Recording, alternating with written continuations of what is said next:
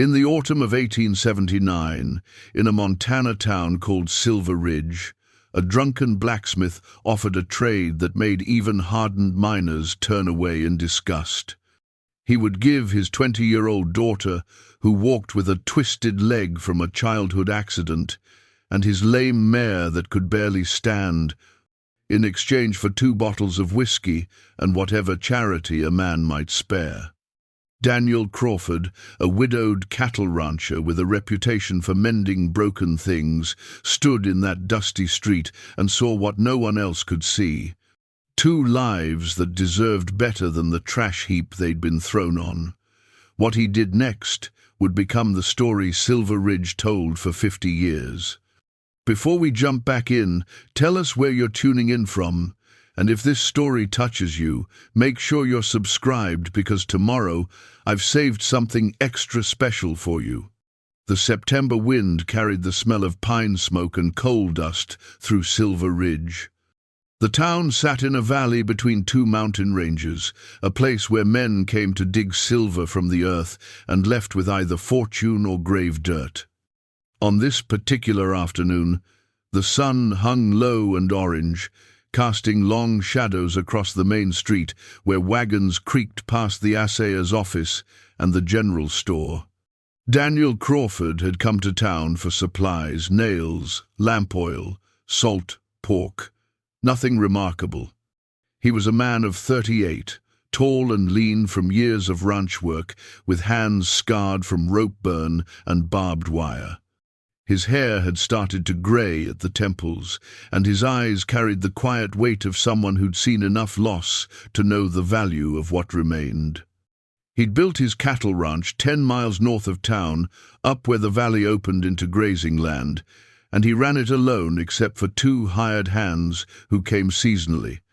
His wife, Catherine, had died 3 years prior from pneumonia, leaving him with no children and a house too quiet for a man who'd once known laughter in every room.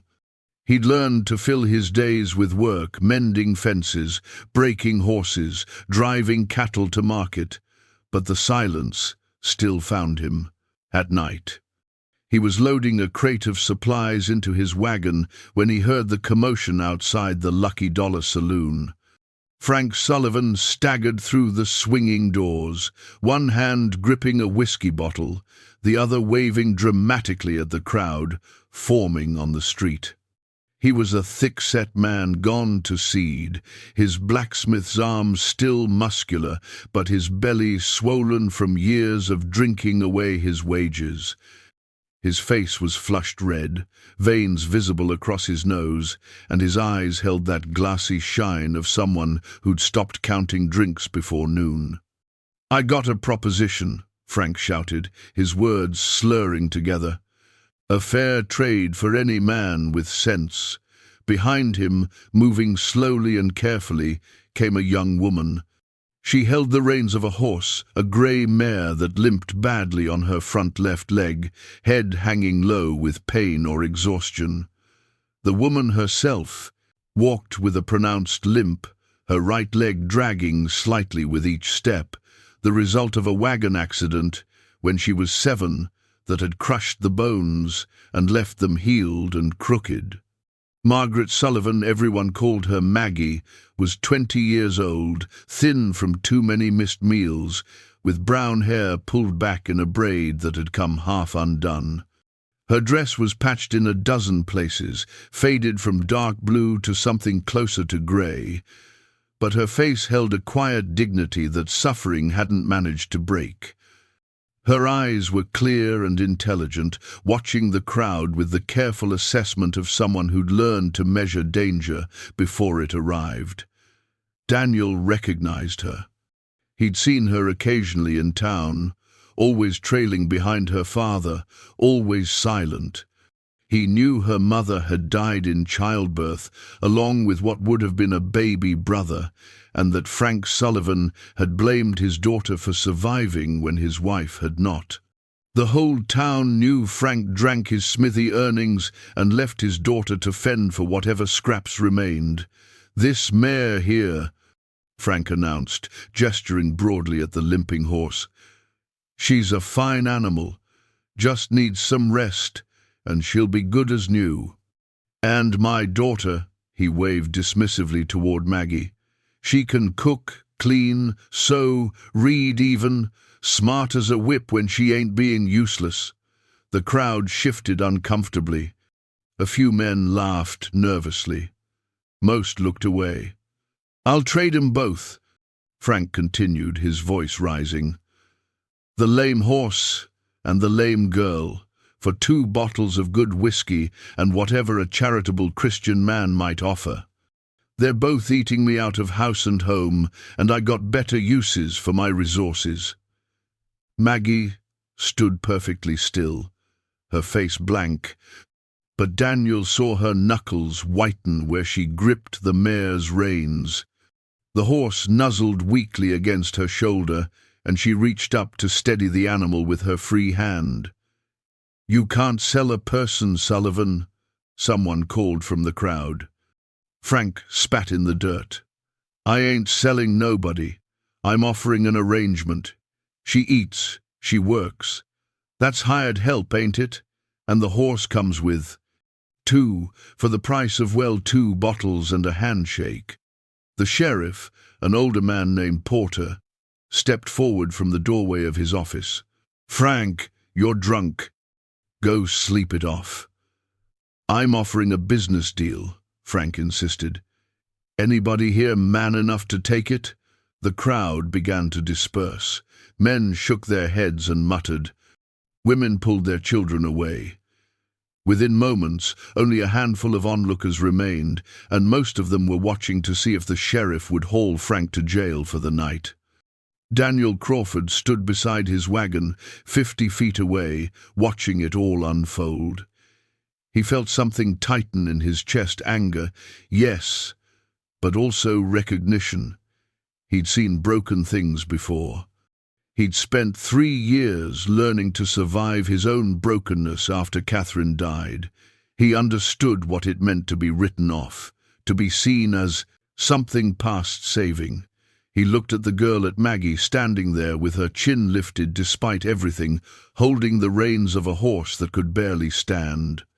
He looked at the mare, ribs visible beneath her dull coat, one leg held carefully off the ground, eyes showing white with pain. 2 living creatures that a man had decided were worth less than whiskey. The sheriff was talking to Frank now, his voice low and firm, trying to convince him to go home. Frank argued, gesturing wildly, but he was losing energy. The remaining crowd drifted away. Daniel made his decision. He crossed the street, his boots striking the packed dirt with steady purpose. When he reached them, he nodded once to the sheriff, then turned to Frank Sullivan. "I'll take them," Daniel said. Frank blinked, surprised into momentary sobriety. "What's that?" "Your offer." "I'll take the girl and the horse." The sheriff frowned. "Crawford, you don't need to." Daniel raised a hand.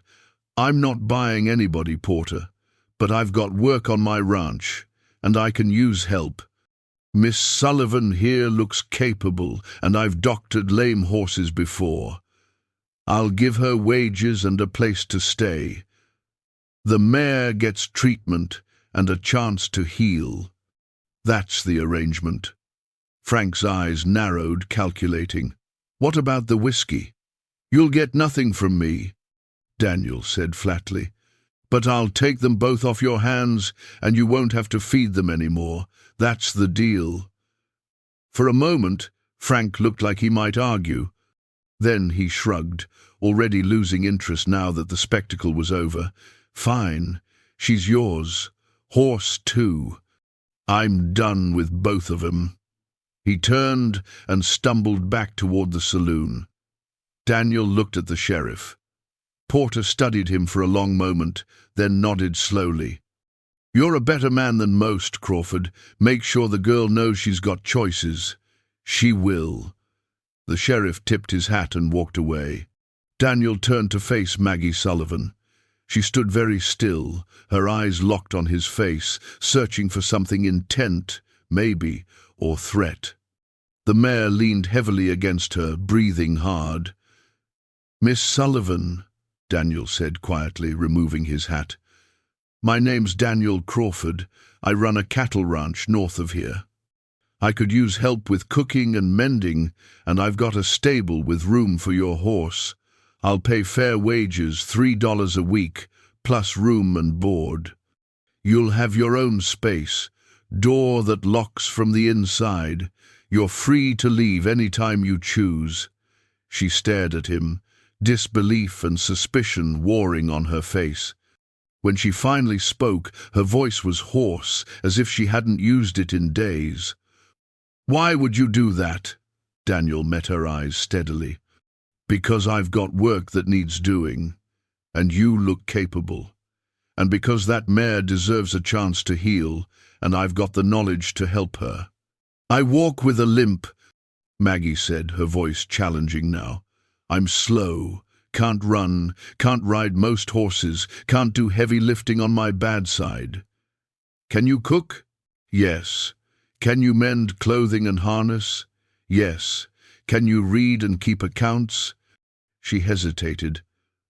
"I can read well. Numbers are harder, but I manage."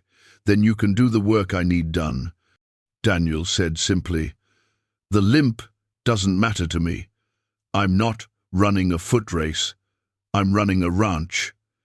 Maggie looked down at the mare, whose head drooped low, exhausted. She stroked the horse's neck gently. "What about her?" Maggie asked. "Can you really help her?" Daniel moved closer, keeping his movements slow and unthreatening, and examined the mare's leg. The animal flinched, but didn't pull away. He ran his hands carefully down the limb, feeling the heat and swelling around the fetlock.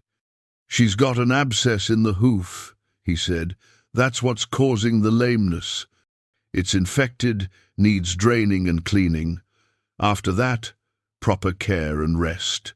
She'll need time to heal, could be weeks or months, but yes, I believe I can help her. She won't be a working horse again, but she'll walk sound enough for light riding eventually." Maggie's eyes filled with tears, but she blinked them back fiercely. "She was my mother's horse.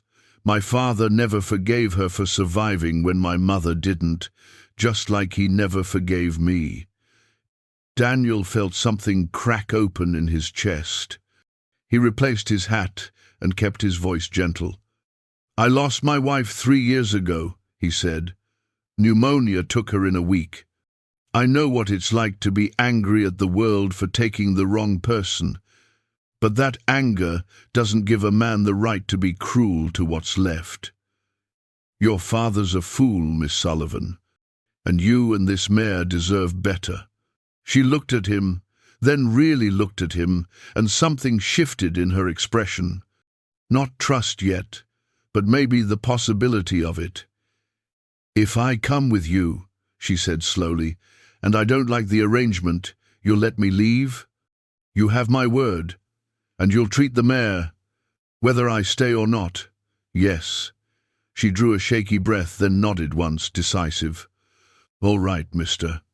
Crawford, I'll come work for you." Daniel gestured toward his wagon. "I'll help you up. We'll take the mare slow she can walk behind, tied to the wagon. My ranch is about 2 hours north." He offered his hand. Maggie looked at it for a moment, then placed her calloused palm against his. Her grip was firm, despite the tremor he felt in her fingers. He helped her climb onto the wagon seat, careful not to jostle her bad leg.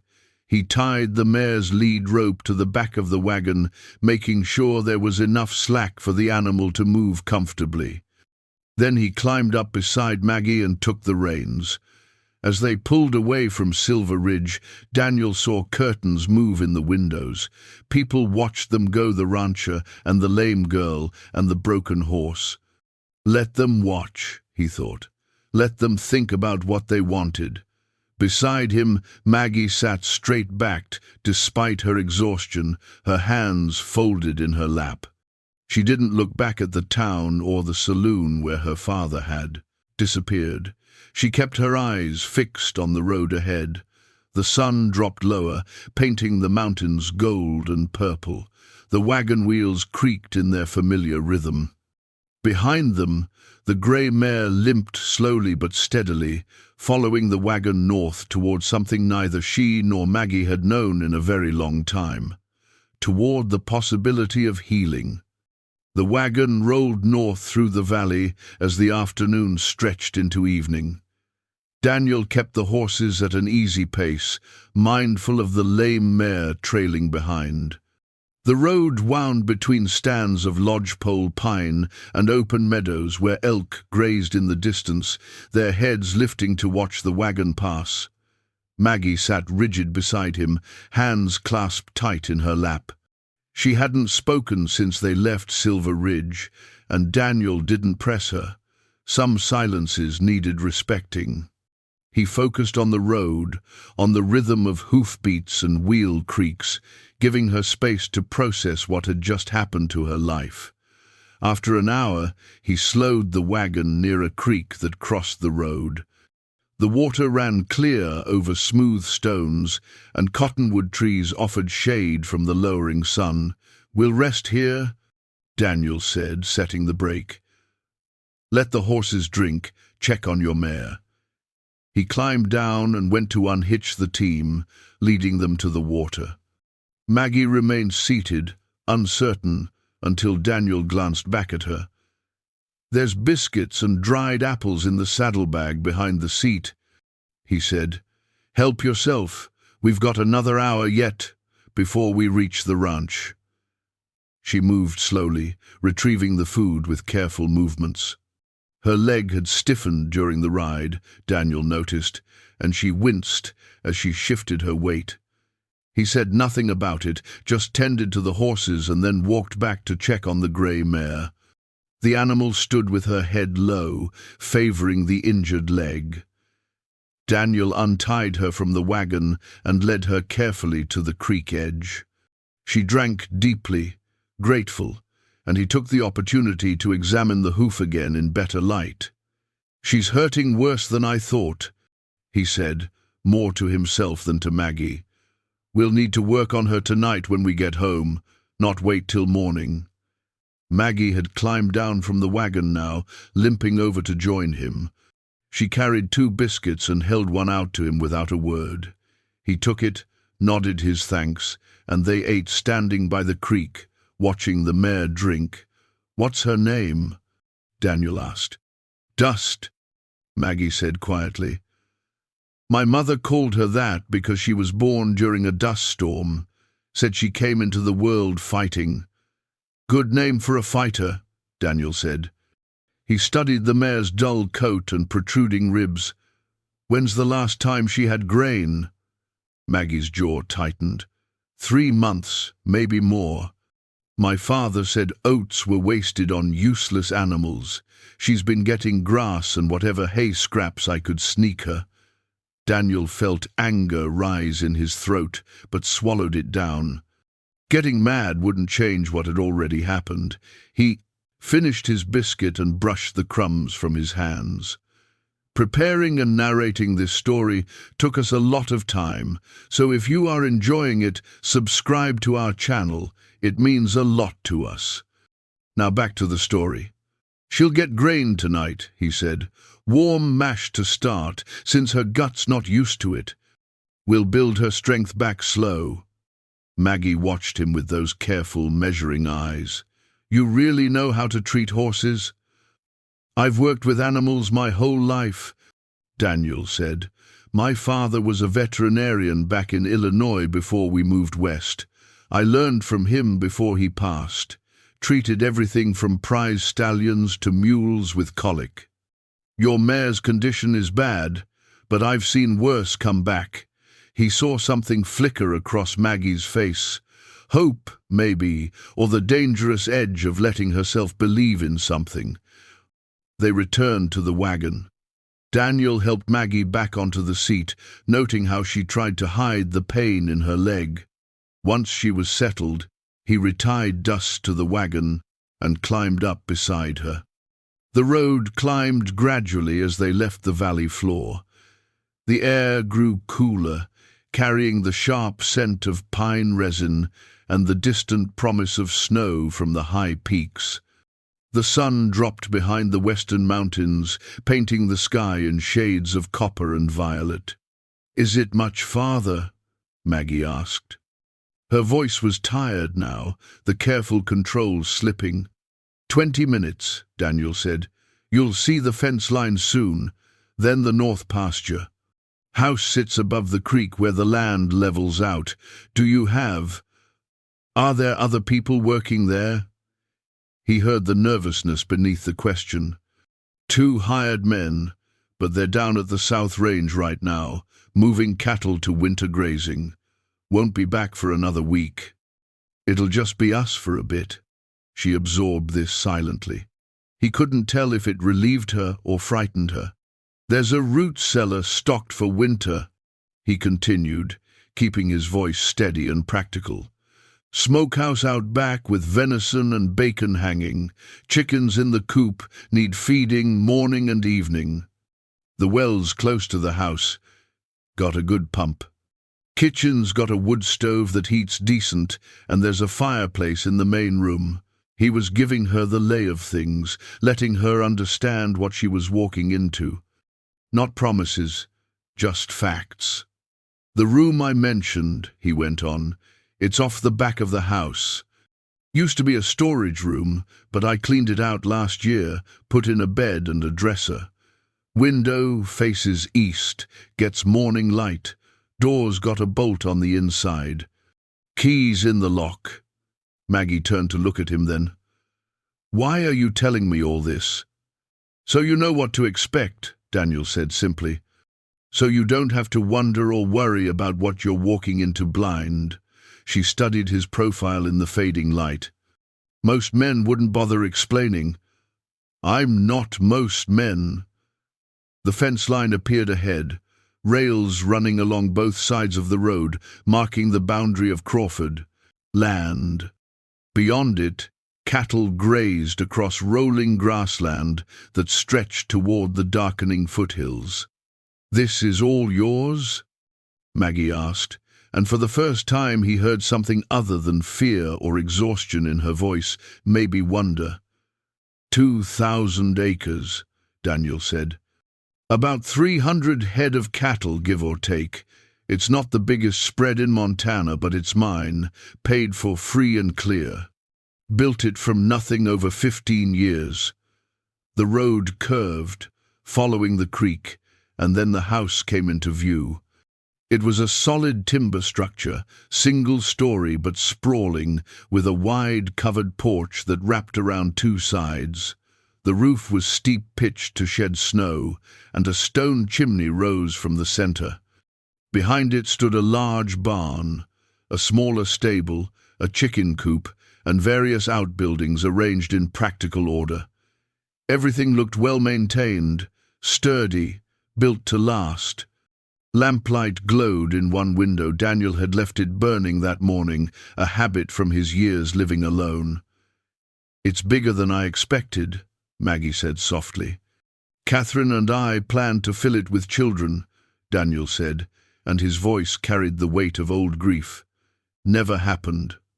Now it's just me rattling around in too much space." He pulled the wagon up to the barn and set the brake. The journey was over. Daniel climbed down and went immediately to Dust, untying her lead and stroking her neck gently. "Let's get you settled first," he murmured to the mare. "Then we'll fix that foot." Maggie eased herself down from the wagon, gripping the wheel for support. Her leg had gone stiff and painful during the ride. She tried not to show it, but Daniel caught the grimace that crossed her face. "Take your time," he said. "Why don't you head inside, light the stove if you're able. I'll get Dust into a stall, and be in shortly to show you around proper."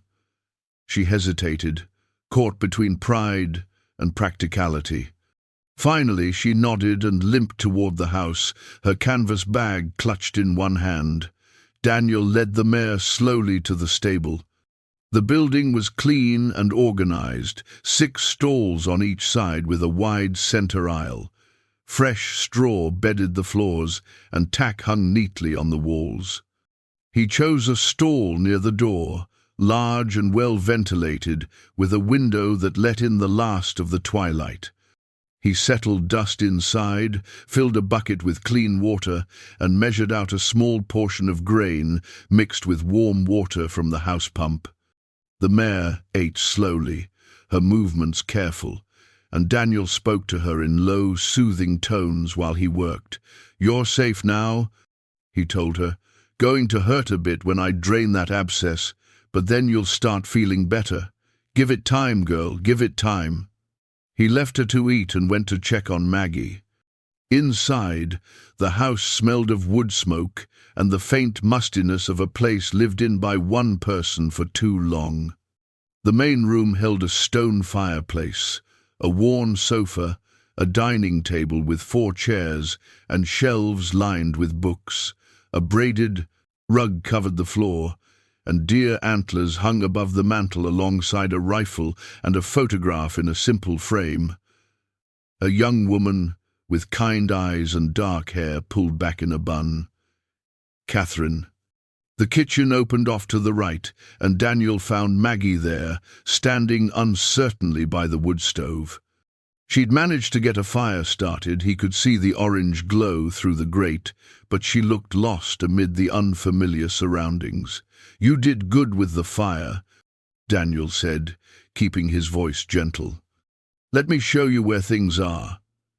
He moved through the kitchen, pointing out the pantry, the dishes, the cooking pots, the pump that brought water directly into the sink. He showed her the root cellar access, the smokehouse key hanging by the door, the lanterns and matches kept on the shelf. Then he led her down the short hallway to the back room he'd mentioned. It was small but clean, with whitewashed walls and a narrow bed covered in a quilt. A dresser stood against one wall, a washstand with basin and pitcher against another. The window was covered with a simple cotton curtain, and an oil lamp sat ready on the bedside table. "It's not fancy," Daniel said, "but it's private and warm. Quilts in the chest if you need extra. Outhouse is behind the chicken coop. I'll show you in the morning when there's light." Maggie set her bag on the bed and turned slowly, taking it all in. Her fingers traced the edge of the dresser, the smooth wood of the bed frame. "I've never had a room of my own," she said quietly. "Always slept in the kitchen at my father's house, on a pallet by the stove." Daniel felt something tighten in his chest. He cleared his throat. "Well, this is yours now. Long as you're here, I'll leave you to settle in. There's bread and cold meat in the pantry. If you're hungry, help yourself to whatever you need. I've got to tend to your mare before it gets full dark." He turned to go, then paused in the doorway. "Maggie, Miss Sullivan, I meant what I said in town. You're free here. This is work, not bondage. You understand that?" She met his eyes, and for the first time he saw the armor crack just slightly. "I'm starting too," she said. He nodded and left her there, closing the door softly behind him. Back in the stable, Daniel gathered his supplies: a sharp hoof knife, clean cloths, a poultice made from bread and milk, bandages, and a bottle of carbolic solution. He lit 2 lanterns and hung them from hooks, flooding the stall with light. Dust stood quietly, too tired to resist, as Daniel lifted her injured leg and braced it against his knee. The hoof was hot to the touch, swollen around the coronet band. He worked carefully, cleaning away dirt and debris, searching for the source of the infection. When he found the abscess, a dark, angry spot near the frog, he used the knife to drain it. Black, foul-smelling pus poured out, and the mare flinched but held steady. Daniel cleaned the cavity thoroughly with carbolic solution, packed it with the poultice, and wrapped the hoof in clean bandaging. "There," he murmured, lowering the leg gently. "Worst is over. You'll feel better by morning." He stayed with her for a while, brushing her coat, talking softly, letting her know she wasn't alone. When he finally left the stable, full darkness had fallen. Stars blazed overhead in the clear Montana sky, and the temperature had dropped enough that his breath misted in the air. He walked back to the house, boots crunching on the frost-crisp grass. Inside, he found the kitchen cleaned and organized. Maggie had put away the supplies from his wagon, swept the floor, and set out plates and cups on the table for morning breakfast. A pot sat on the stove, and when he lifted the lid, he found stew warming. She'd found his stores and made supper from what was available. She wasn't in the kitchen, though. Her door was closed, lamplight showing beneath it. Daniel served himself a bowl of stew and sat at the table alone. The food was good, simple but well made. She'd seasoned it right, stretched the venison with potatoes and carrots from the root cellar. He ate slowly, thinking about the day, about the girl with the limp who'd been traded like livestock, about the mare who'd been starved and neglected, about the choice he'd made to bring them both home. It wasn't charity, he told himself. He genuinely needed help around the place. And he did have the knowledge to heal dust. It was practical, sensible, but sitting there in the lamplight, eating stew that someone else had made for the first time in 3 years, he couldn't quite convince himself that practical was all it was. In her room, Maggie sat on the edge of the bed, her bad legs stretched out before her. She'd found water in the pitcher and washed her face and hands, scrubbing away the dust of Silver Ridge. Her few belongings, 2 spare dresses, her mother's locket, a small testament, a sewing kit, were arranged in the dresser drawers. The room was warm, the bed was soft. The door had a lock that answered her hand. She touched the key in the lock, turned it, heard the bolt slide home, then she unlocked it again, testing. Locked, unlocked. Her choice. For the first time since her mother died, Maggie Sullivan let herself cry. Not from sadness, though there was plenty of that in her history. Not from fear, though she'd carried that for years. She cried from the overwhelming strangeness of safety, from the shock of being treated like a human being with value, from the terrifying possibility that maybe, just maybe, her life could be something other than surviving. She cried until she had no tears left, then crawled under the quilt and fell into a sleep deeper than any she'd known in years. In the main room, Daniel banked the fire, blew out the lamps, and lay down on the sofa where he'd been sleeping since Catherine died. He couldn't bring himself to use their bed, not yet. Maybe not ever. Outside, the wind moved through the pines. In the stable, dust drowsed in her stall, the pain in her hoof already beginning to ease. And in the small back room, Maggie slept with one hand curled beneath her cheek, the key to her door resting on the bedside table where she could see it first thing in the morning. 3 broken things under one roof, each carrying their own wounds, each beginning, slowly, to heal. Dawn came cold and clear to the Crawford Ranch. Maggie woke to unfamiliar sounds, the lowing of distant cattle, chickens clucking outside, the creak of floorboards in another part of the house. For a moment she tensed, forgetting where she was, her body preparing for her father's morning temper. Then she remembered. She was free. The realization came with equal parts relief and disbelief. She dressed quickly in the chill air, braiding her hair by touch in the dim pre-dawn light. When she emerged from her room, she found the kitchen empty, but the stove already warm. Daniel had been up earlier, left the fire going for her. Through the window, she could see him crossing from the stable, a bucket in each hand. She watched him move, economical, purposeful, a man comfortable in his solitude.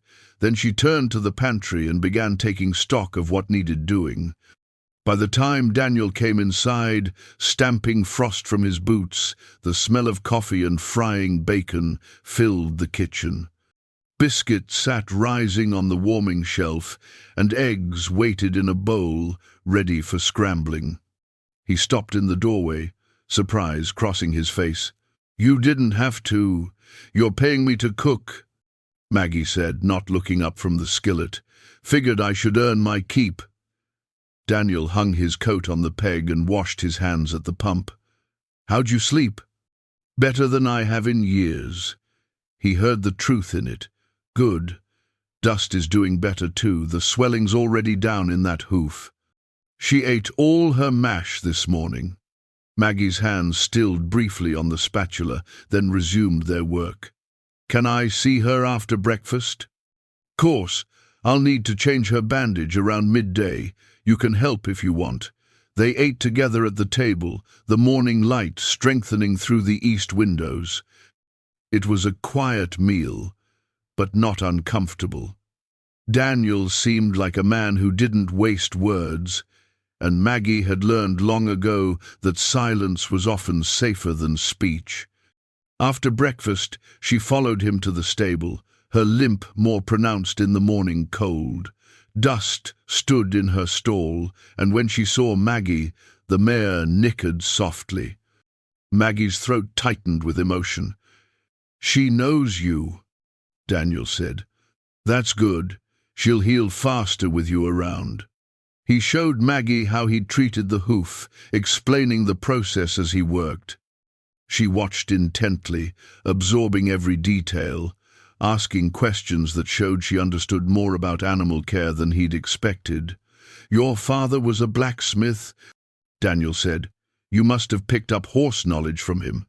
"From watching, mostly. He never taught me directly, but I learned. Anyway, had to someone needed to care for Dust after my mother died." "You did well by her," Daniel said. "Kept her alive when someone else would have let her go." Over the following days, a rhythm established itself. Maggie rose early, prepared breakfast, and spent her mornings tending the house and chickens while Daniel worked the ranch. She cleaned methodically, not just surface work, but deep scrubbing that revealed how long the house had been maintained by a man alone. She found curtains packed away in a trunk, washed and mended them, hung them in the windows.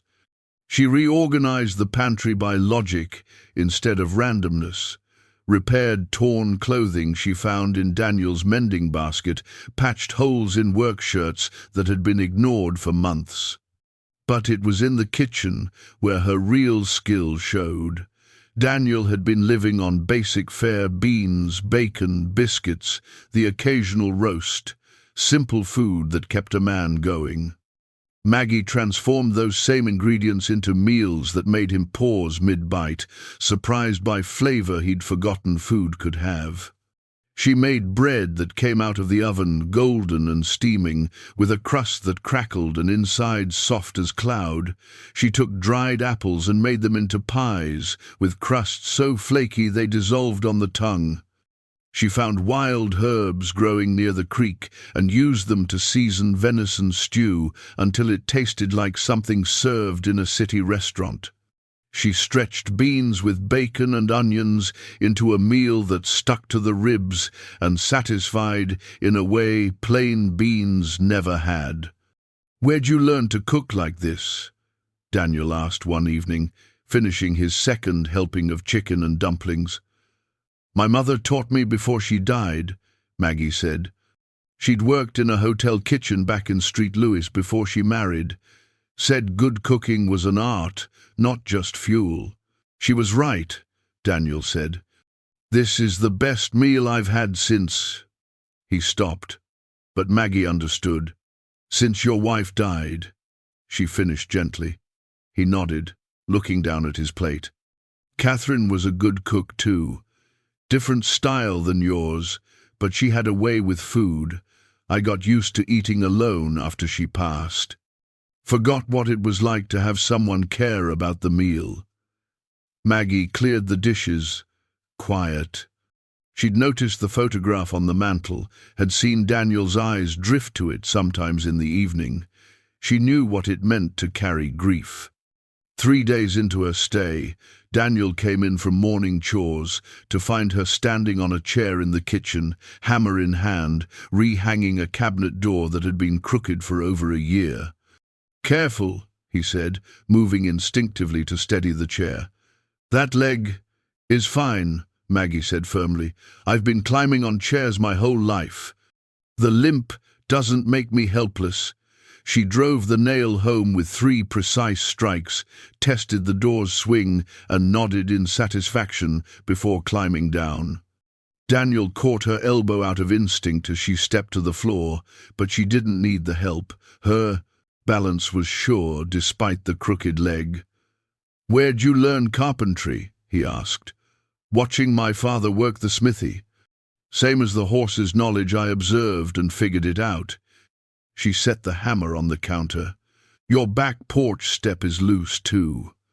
I can fix it this afternoon if you have nails." Daniel studied her with a new assessment. "You're full of surprises, Miss Sullivan." "Maggie," she said. "Just Maggie. I'm not so formal as Miss Sullivan."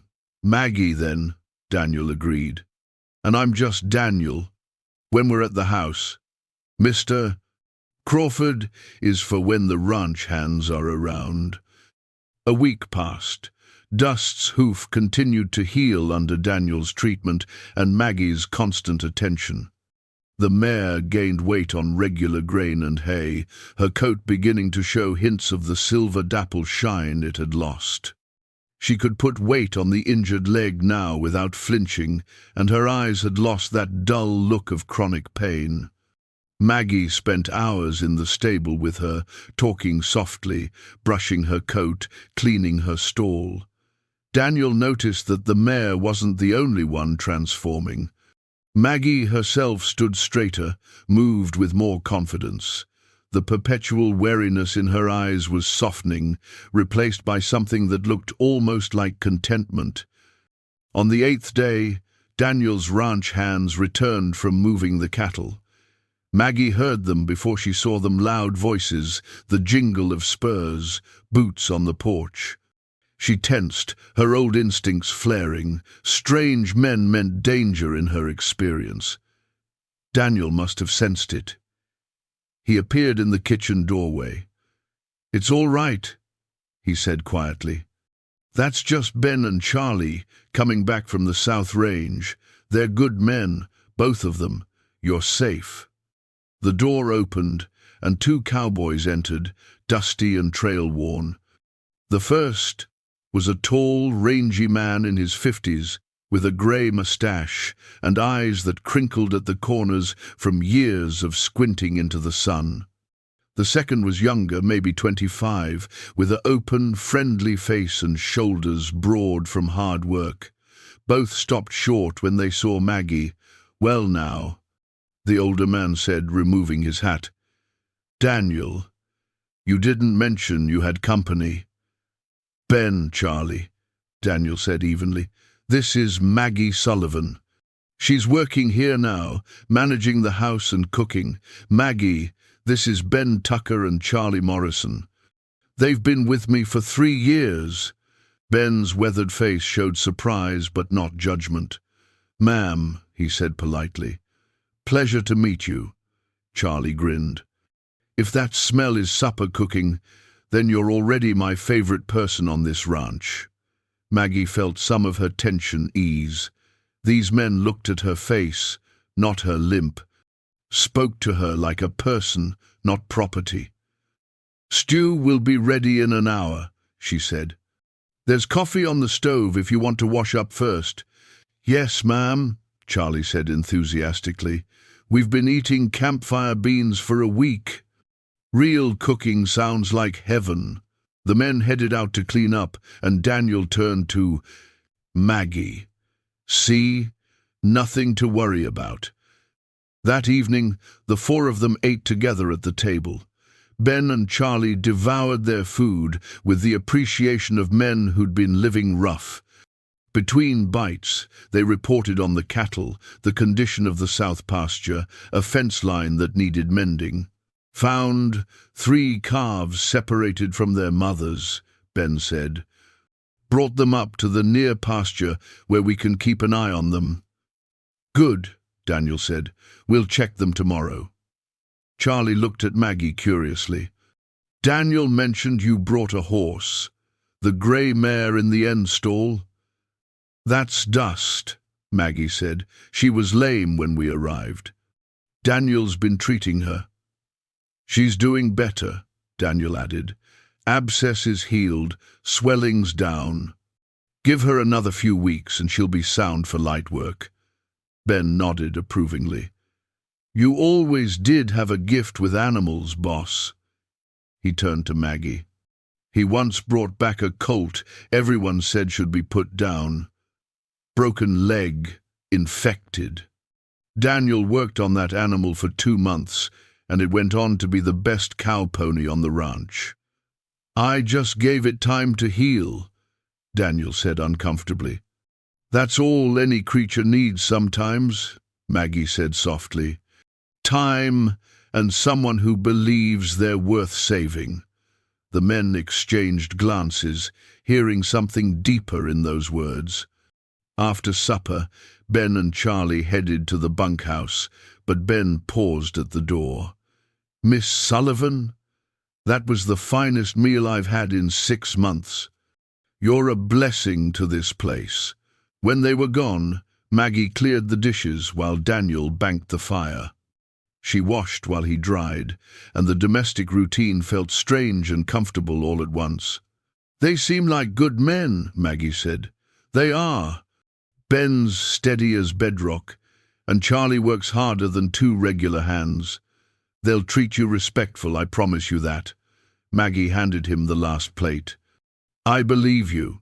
The next morning brought the first real test of Maggie's capability. Daniel and the hands were out checking the calves. Ben had mentioned when one of the milk cows got into the grain shed and ate herself into bloat. Maggie heard the animal's distressed lowing and went to investigate. She found the cow on her side, belly swollen tight as a drum, breathing labored. She'd seen bloat before, knew it could kill if not treated fast. She ran to the stable, found a length of rubber tubing Daniel kept with his veterinary supplies, and filled a bucket with warm water mixed with lard and baking soda. Back at the grain shed, she got the cow's head up, forced the tube down its throat with practiced firmness, and poured the mixture in. Then she waited, rubbing the cow's distended belly, talking calmly, keeping the animal as still as possible. When Daniel returned an hour later, he found Maggie sitting in the dirt beside the cow, which was now standing and chewing cud peacefully, crisis averted. What happened? He asked, taking in the scene. Maggie explained, showing him the tube and the empty bucket. Daniel examined the cow, checked her breathing, felt her belly. You probably saved her life, he said. Another hour and she'd have been gone. I just did what needed doing, Maggie said, brushing hay from her skirt. Not everyone would have known how, Daniel said. Hell, not everyone would have tried. They'd have come running for me instead. Maggie shrugged. My father used to get calls from farmers when their animals were sick. Sometimes I went with him, watched how he treated different ailments. Bloat was common with grain-fed cattle. Daniel helped her to her feet. You're more than a cook and housekeeper, Maggie. You've got real skill with animals. She met his eyes. Does that change the wage arrangement? He laughed, the first real laugh she'd heard from him. No, but it means I'm even luckier than I thought when I brought you here. That afternoon, while Daniel worked in the far pasture, Maggie decided to tackle the neglected garden plot behind the house. The space had gone to weeds since Catherine died, the fence broken down, soil unturned. But Maggie saw potential. She found tools in the shed, a spade, a hoe, rake. She worked steadily despite her leg, using her upper body strength to compensate, stopping to rest when needed, but always returning to the task. By sunset, she'd cleared half the plot and mended a section of fence. Charlie found her there as he headed in from chores. He watched her work for a moment, then grabbed a spare spade without asking and started helping. Together they finished the clearing as darkness fell. "Planning a spring garden?" Charlie asked. "If I'm still here, Spring," Maggie said. "You thinking of leaving?" She paused, leaning on the hoe. "I don't know what I'm thinking yet. This is the first place I've felt safe in 5 years. Still seems too good to be real." Charlie wiped sweat from his forehead. "Daniel's a good man. Lost his way for a while after Mrs. Crawford passed, but he's finding it again. Some of that's because of you, I think." Maggie felt heat rise in her cheeks. "I'm just doing my job. Maybe," Charlie said.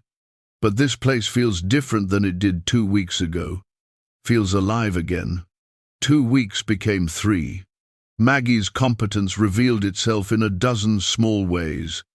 She fixed the loose porch step and then the squeaking gate. She discovered a leak in the roof and climbed up with tar paper and nails to patch it before the rain came. She reorganized the tack room so everything had a logical place. She taught herself to milk the cow and took over the butter churning, producing golden butter that Ben declared better than anything they'd bought in town, and she continued working with dust every day. The mare grew stronger, her coat gleaming now, her eyes bright with returning health. Maggie worked with her gently, walking her around the paddock, building her strength, teaching her to trust that her leg would hold. Daniel watched these sessions from a distance, impressed by Maggie's patience and intuition with the animal. She never rushed, never lost her temper, just worked steadily and praised the smallest improvements.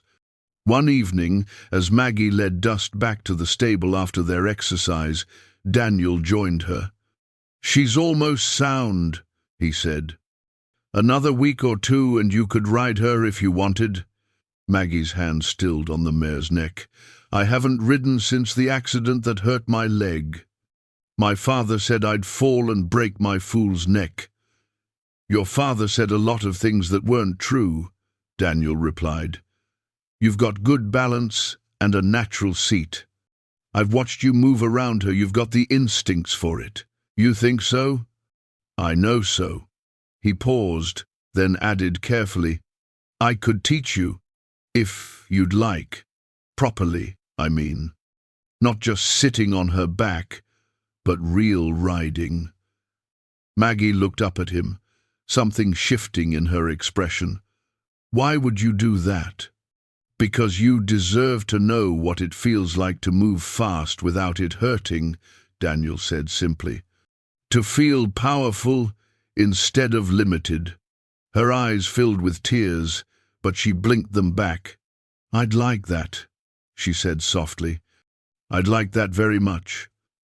They stood there in the stable aisle, the lamplight golden around them, the mare between them, like a bridge connecting 2 people learning to trust. "Daniel," Maggie said. "Yes, thank you. Not just for Dust, or the job, or the room.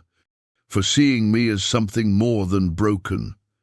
Daniel felt something shift in his chest, something that had been frozen since Catherine died beginning to thaw. "You were never broken, Maggie," he said. "You were just waiting for the chance to show what you're made of." The moment stretched between them, full of possibility and the careful acknowledgement of something growing that neither was quite ready to name. Then Dust snorted and nudged Maggie's shoulder, breaking the spell. They both laughed, and the tension eased into something warmer. But as they walked back to the house together, their shadows stretching long in the lamplight, both of them knew something had changed. The boundaries of employer and employee were blurring into something more complicated, more honest, something that might, given time and courage, become something neither of them had dared to hope for again. October arrived with crisp mornings and golden afternoons. The aspens on the hillsides turned brilliant yellow, and the cattle fattened on the last good grass before winter. At the Crawford Ranch, life had settled into a rhythm that felt less like work and more like belonging. Maggie's riding lessons began on a cool Saturday morning. Daniel saddled Dust with care, checking every strap and buckle twice. The mare stood patient, her injured hoof now healed enough for light riding. Her coat gleamed silver-grey in the sunlight, testament to weeks of good feed and dedicated care. "We'll start in the corral," Daniel said, leading Dust to the fenced enclosure. "Flat ground, controlled space, nothing. Fancy today just getting you comfortable in the saddle." Maggie approached the mare with a mixture of excitement and nervousness. She'd watched others ride her whole life, had even sat on horses as a child before her accident. But that was different from this, from consciously choosing to trust her damaged leg to hold her up while perched on a moving animal. Daniel helped her mount, his hands steady at her waist as she pulled herself up. Once she was seated, he adjusted the stirrups to account for her shorter right leg, adding an extra leather strap to give her more stability on that side. "How does it feel?" he asked. Maggie sat very still, adjusting to the height and the warmth of the horse beneath her. Strange. Good, strange. Good, strange is the right start. Daniel gathered the reins and began walking, Dust in slow circles around the corral, keeping one hand on the mare's bridle. "Just focus on your balance. Let your hips move with her rhythm. Don't fight it." They worked for an hour that first day. By the end, Maggie was walking Dust independently around the corral, her confidence growing with each circuit. When Daniel helped her dismount, her face was flushed with accomplishment. "You're a natural," he said. "Better than most beginners I've taught. When can we do it again?" He smiled at her eagerness. "Tomorrow, if you want. We'll keep at it daily until it becomes second nature." The lessons continued through the following weeks. Maggie progressed from walking to trotting, learning to post in the saddle, to turn with leg pressure, to stop and start smoothly. Her bad leg proved less of a hindrance than she'd feared. She simply adapted, using her upper body and her good leg to compensate, developing her own style that worked for her body. Daniel proved to be a patient teacher, never frustrated when she struggled, always quick to praise improvement. He stayed close during the lessons, ready to steady her if needed, but increasingly she didn't need steadying. She needed only encouragement, and that he gave freely. Ben and Charlie often stopped their work to watch the lessons. One afternoon, Charlie leaned against the corral fence and called out, "Miss Maggie, you ride better than half the cowboys I've known." "She rides better than you, that's certain," Ben added with a grin. The teasing was gentle, inclusive. Maggie had become part of their small community without anyone formally acknowledging it. She cooked their meals, mended their clothes, doctored their cuts and bruises with the same skill she'd shown with the bloated cow.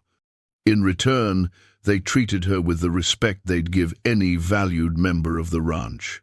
As November approached, Daniel began teaching Maggie the ranch accounts.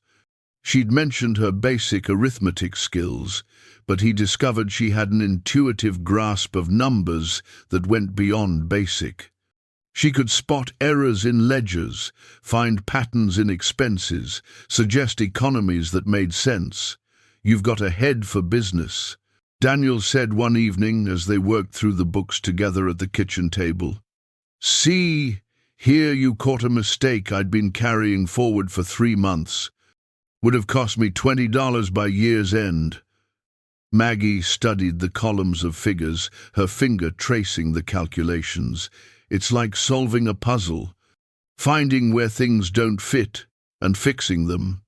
Catherine never liked doing the books, Daniel said, then paused, surprised he'd mentioned her so naturally. She said numbers made her head ache. Maggie glanced at him carefully. You talk about her more now than when I first arrived. Does it bother you? No, it means you're healing. That's good. Daniel set down his pencil and looked at her across the table.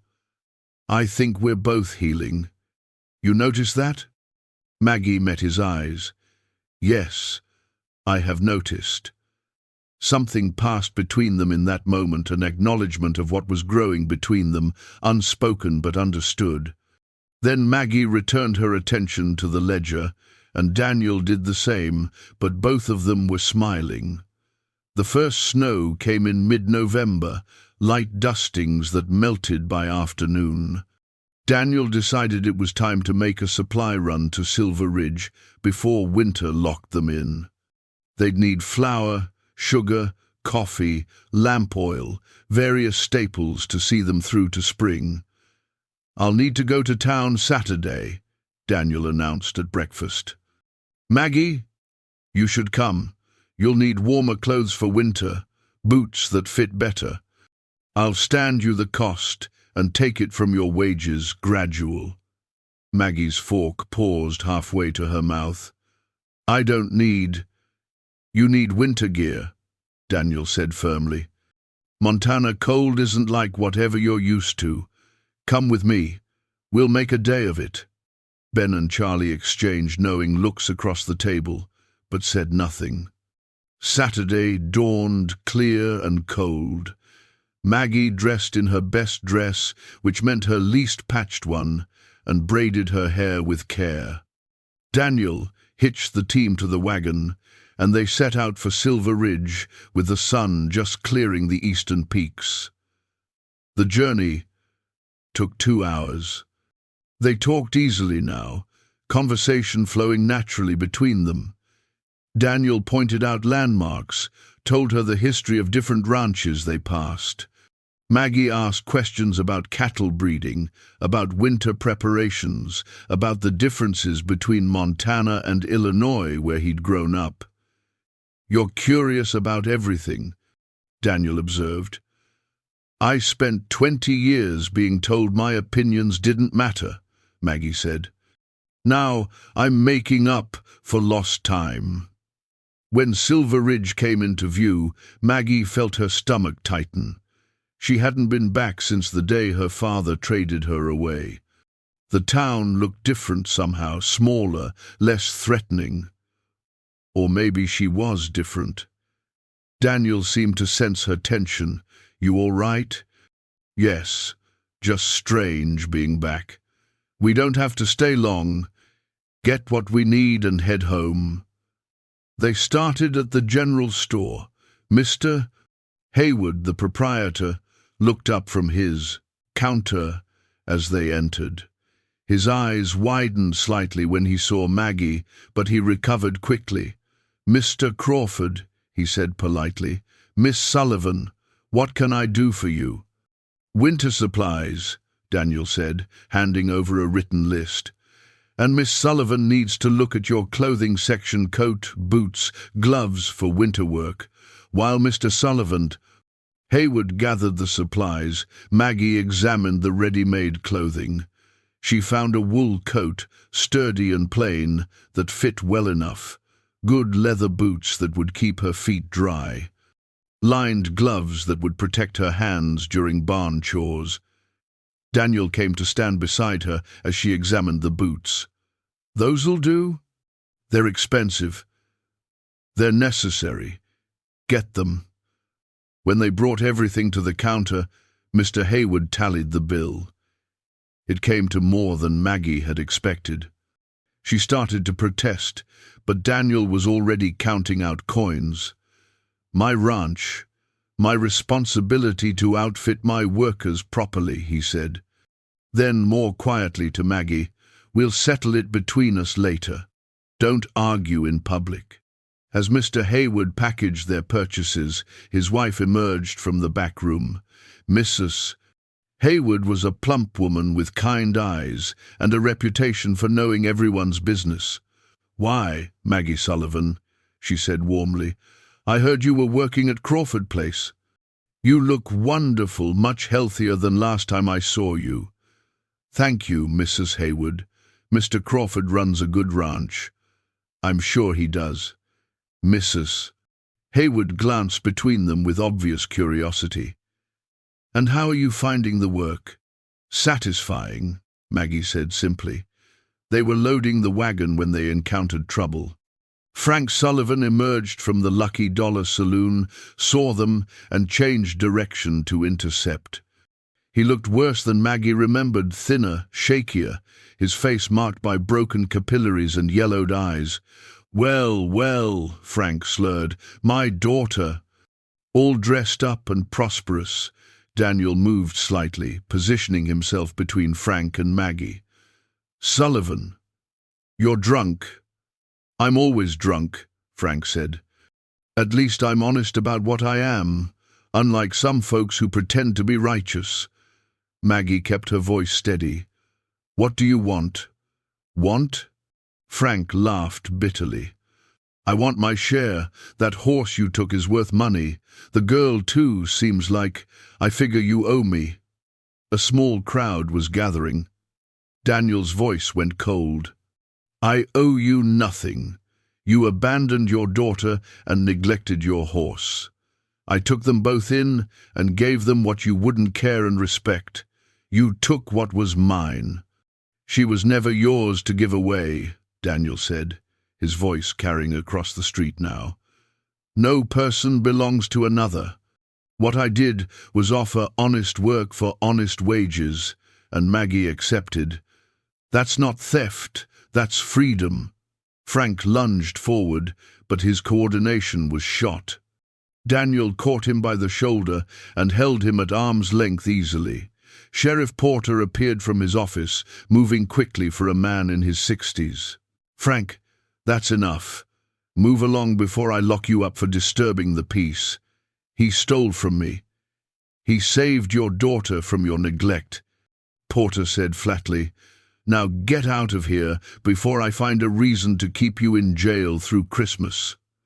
Frank spat in the dirt near Daniel's boots but backed away, muttering curses. The sheriff turned to Daniel and Maggie. "Sorry about that. He's been worse since you left, Maggie. Drinks up whatever smithing work comes his way. That's his choice to make," Maggie said quietly. "Not my burden anymore." Porter studied her with approval. "You've changed. Grown. Stronger." "I had help," Maggie said, glancing at Daniel. The crowd that had gathered was dispersing now, but several people approached as Frank stumbled away. Mrs. Henderson, the banker's wife, who'd been present the day of the original transaction, came forward with her husband. She looked uncomfortable but determined. "Mr. Crawford, Miss Sullivan," she said formally, "I owe you both an apology. When I heard what happened that day in September, I judged too quickly. I see now that Mr. Crawford acted honorably, and that you, Miss Sullivan, have made something good from terrible circumstances." Maggie was too surprised to respond immediately. Daniel filled the silence. "Mrs. Henderson, that's gracious of you to say." "It's truthful," Mrs. Henderson replied. "I spoke with Mrs. Hayward last week. She mentioned how you'd transformed the Crawford Ranch, how the men speak highly of your work. It takes character to thrive after what you endured." "I was wrong to doubt that." Her husband nodded. "You're welcome at our table any time you're in town, both of you." Other townspeople echoed similar sentiments. The blacksmith's new assistant, a young man Frank had trained before drinking, drove him away, praised Maggie's father's skills, but condemned his character. The schoolteacher mentioned she'd heard Maggie could read and write beautifully and wondered if she might be interested in helping with the school's lending library. Through it all, Daniel stood beside Maggie, his presence solid and supportive. When people asked about the ranch, he spoke of Maggie's contributions without exaggeration, but with obvious respect. He mentioned her skill with animals, her head for figures, her ability to fix things he'd let slide for years. "The ranch runs smoother now than it has since my wife passed," Daniel said to the group that had gathered. "That's directly due to Maggie's competence and dedication. I'm lucky to have her working with me." Maggie felt heat rise in her cheeks, but she held her ground, accepting the compliments with quiet grace. When they finally left town, the wagon loaded with supplies, Maggie was quiet for the first mile. Daniel let the silence hold, giving her time to process. Finally, she spoke. "You didn't have to defend me like that." "Yes, I did. Why?" Daniel kept his eyes on the road. "Because you deserve defending. Because what your father said was wrong, and somebody needed to say so publicly. And because—" He paused, then continued. "Because you matter to me, Maggie. Not just as an employee. As a person I've come to respect deeply." Maggie felt tears prick her eyes. "I've never had anyone stand up for me like that. You should have. You always should have." They rode in silence for a while, the wagon creaking, the horses' hooves rhythmic on the packed dirt road. Then Maggie reached across the space between them and rested her hand briefly on Daniel's arm. "Thank you," she said softly, "for everything." Daniel covered her hand with his own, just for a moment, then returned it to the reins. But the warmth of that brief touch stayed with both of them all the way home. That evening, after the supplies were unloaded and supper was finished, Daniel found Maggie in the stable brushing dust. The mare nickered contentedly under her mistress's attention. "She's looking good," Daniel said. "You've done remarkable work with her." "We've done remarkable work," Maggie corrected. "I couldn't have healed her without your knowledge." Daniel leaned against the stall door. "I've been thinking about something." "What's that?" "About how this place feels different now. How it feels like a home again instead of just a house I sleep in." Maggie's hand stilled on the brush. "Daniel, let me finish," he said gently. "I'm not saying this to make you uncomfortable. I just want you to know that you've given me something I thought I'd lost forever. Hope, purpose, beyond just surviving day to day. I wake up now looking forward to the day instead of just enduring it." Maggie set down the brush and turned to face him fully. "You've given me the same thing. For the first time in my life, I feel valued. Not for what I can do for someone else, but for who I am. You see me, Daniel, the real me, not just the limp or the history." "I see a strong, capable, intelligent woman," Daniel said. "That's who you are." They stood there in the lamplight, the stable warm with animal heat and hay smell, the moment balanced on the edge of something neither had planned but both recognized. "I care about you, Maggie," Daniel said quietly, "more than I probably should, given that you work for me. But I can't pretend otherwise anymore." "I care about you too," Maggie whispered. "I have for weeks now." Daniel stepped closer, then stopped, giving her space to retreat if she wanted. She didn't retreat. Instead, she closed the remaining distance between them, and when he wrapped his arms around her in a gentle embrace, she leaned into him, feeling safe and valued and wanted for the first time in her entire life. They stood there holding each other as the lamp flickered and dust dozed peacefully in her clean stall, two broken people who'd found healing in each other's company. When they finally pulled apart, both were smiling. "We should probably talk about what this means," Daniel said. "About propriety and tomorrow," Maggie said. Let's talk about all that tomorrow. Tonight, let's just be two people who care about each other. Daniel nodded, understanding. Tomorrow? Then they walked back to the house together through the cold November night, not touching but closer than they'd ever been before, both of them knowing that something fundamental had shifted between them. Something that would change everything. Winter settled over the Crawford ranch with the quiet intensity of deep cold and endless white. Snow fell steadily through December, blanketing the valley in crystalline silence. But inside the ranch house, warmth and industry prevailed. Maggie had transformed the long winter months from a time of mere survival into a season of productivity. While Daniel and the hands managed the cattle through the harsh weather, breaking ice on water troughs, distributing hay to snowbound herds, checking for frostbite and injury, Maggie turned the house into a hub of domestic enterprise. She'd discovered that the general store in Silver Ridge would buy baked goods, preserves, and butter from reliable sources. Throughout January, she rose before dawn to bake bread, pies, and cookies that Daniel delivered to town on his weekly supply runs. The extra income was modest, but steady enough to order proper medical supplies, quality tools, seed for spring planting. "You've turned the kitchen into a business," Daniel said one morning, watching her pull the 5th batch of cinnamon rolls from the oven. The smell filled the house with warmth and sweetness. "Idle hands waste opportunities," Maggie replied, brushing flour from her apron. "Mrs. Hayward says she can't keep these in stock. People order them special now." By February, she'd added soap-making to her enterprises. Using lye and tallow, adding dried lavender she'd harvested from wild plants the previous autumn, she produced bars that sold as fast as the baked goods. The sheriff's wife bought a dozen at a time, and Mrs. Henderson ordered batches for her church auxiliary. The ranch ledgers reflected the change. Daniel reviewed them one snowy evening, his eyebrows rising as he tallied the numbers. "Maggie, come look at this."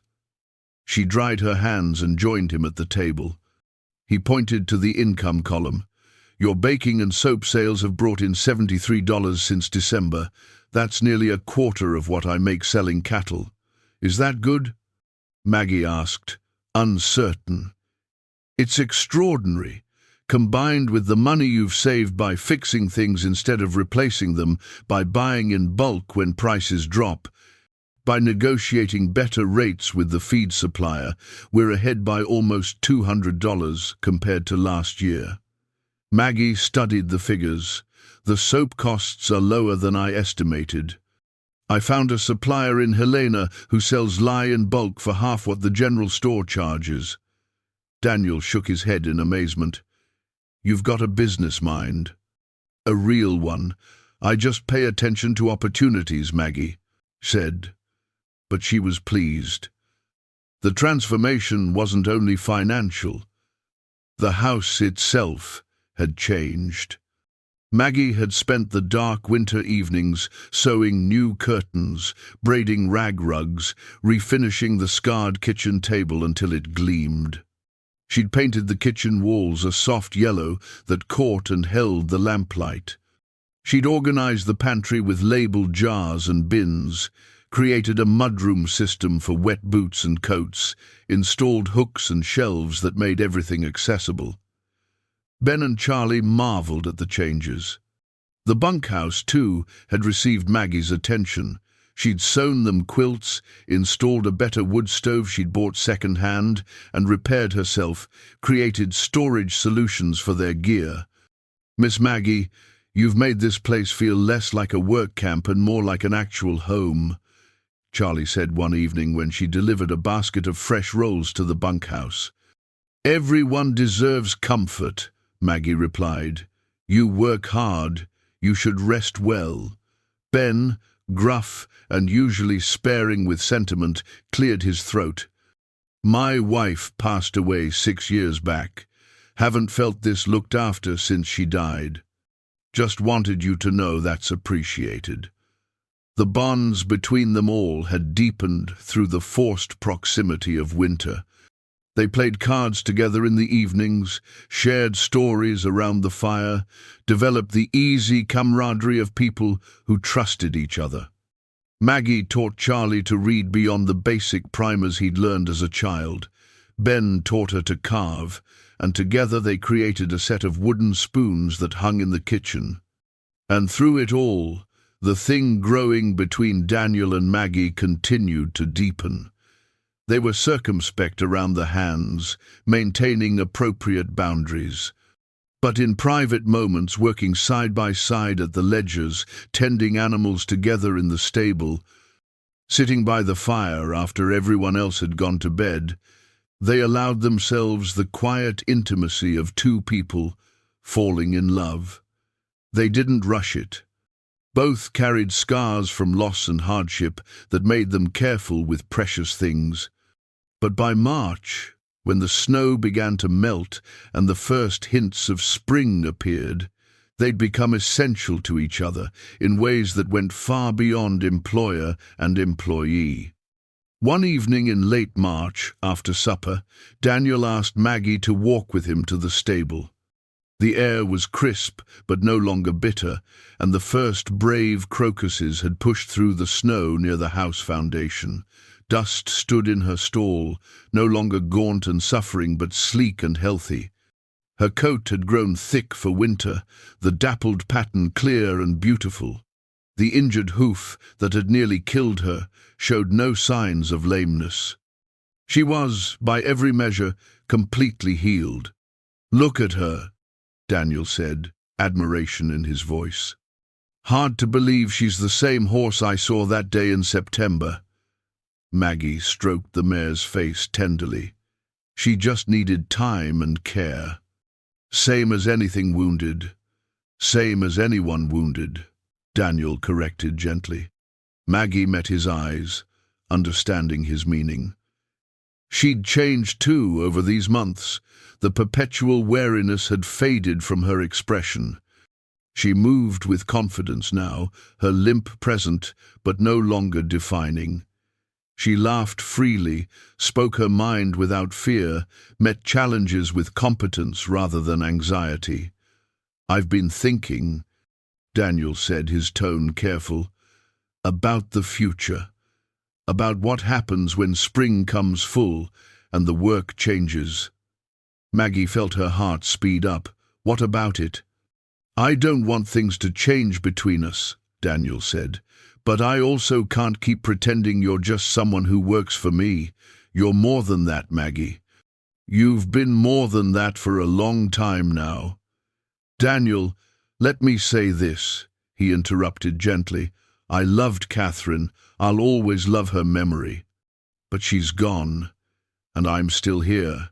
And I've learned that honoring her doesn't mean closing myself off to living again."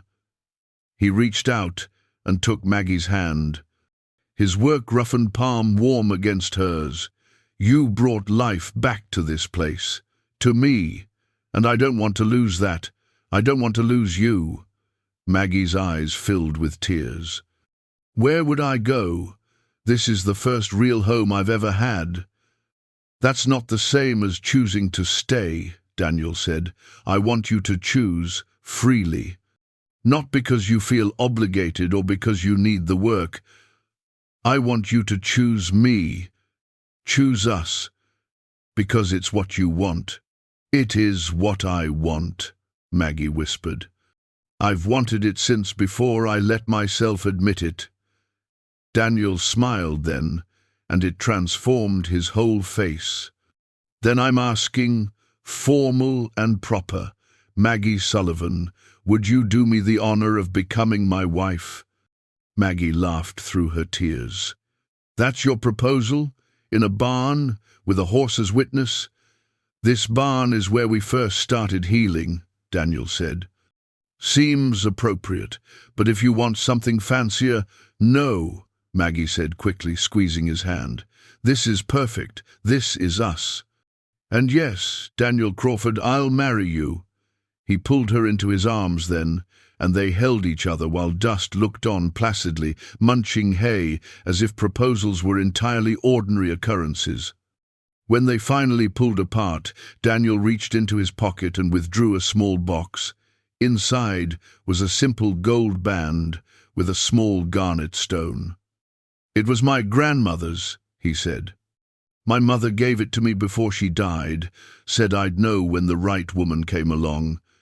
It's not fancy, but it's beautiful," Maggie said, her voice thick with emotion. "Help me put it on." He slid the ring onto her finger. It fit perfectly, as if it had been waiting for her hand all along. They married 3 weeks later in the small church on the hill above Silver Ridge. The entire town turned out not from obligation but from genuine goodwill. Mrs. Henderson decorated the church with early wildflowers. The schoolteacher played piano. The sheriff gave Maggie away, standing in for the father who'd abandoned her. Maggie wore a simple dress of sky blue cotton that she'd sewn herself, her hair arranged in soft waves that framed her face. She carried a bouquet of prairie flowers that Ben and Charlie had collected that morning, riding out before dawn to find the best blooms. Daniel wore his best suit, brushed clean, his hair trimmed and his boots polished. But it was his expression that people remembered later, the look of absolute joy and gratitude as he watched Maggie walk down the aisle. Ben stood as Daniel's witness, fighting back uncharacteristic tears. Charlie kept grinning like a fool, so happy for them both that he couldn't contain it. When the minister asked Daniel to state his vows, he spoke them clearly. "I promise to honor you, support you, and see you for who you truly are, not what anyone else tried to make you. You are my equal partner, my best friend, and the woman who taught me how to live again." Maggie's vows were equally heartfelt. "I promise to stand beside you, to build with you, to meet each day's challenges as your partner. You gave me freedom when I had none, respect when I'd forgotten what it felt like, and love when I'd stopped believing I deserved it. I choose you, freely and completely." There wasn't a dry eye in the church. The reception was held at the Crawford Ranch, now properly the Crawford home. Tables were set up in the yard, laden with food that the whole community had contributed. Ben and Charlie had strung lanterns from the barn to the house, creating a path of light. Someone brought a fiddle, and dancing lasted until well past midnight. Maggie danced for the first time in her life, her bad leg no impediment to joy. Daniel held her through every dance, and when she tired, they stood together watching their friends celebrate, his arm around her waist, her head resting on his shoulder. "Happy?" he murmured. "Happier than I knew was possible," she replied. As summer arrived, the full extent of their prosperity became clear. The ranch thrived under their joint management. Daniel handled the cattle and land decisions, but Maggie managed the finances, the supply chains, the secondary income streams. Together, they made decisions about expansion, about purchasing adjacent land, about investing in better breeding stock. The baking and soap business had grown beyond what Maggie could handle alone.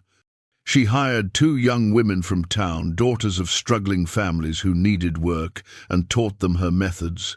They worked 3 days a week in the ranch kitchen, producing goods that now sold in 3 counties. The garden Maggie had restored the previous autumn produced abundantly.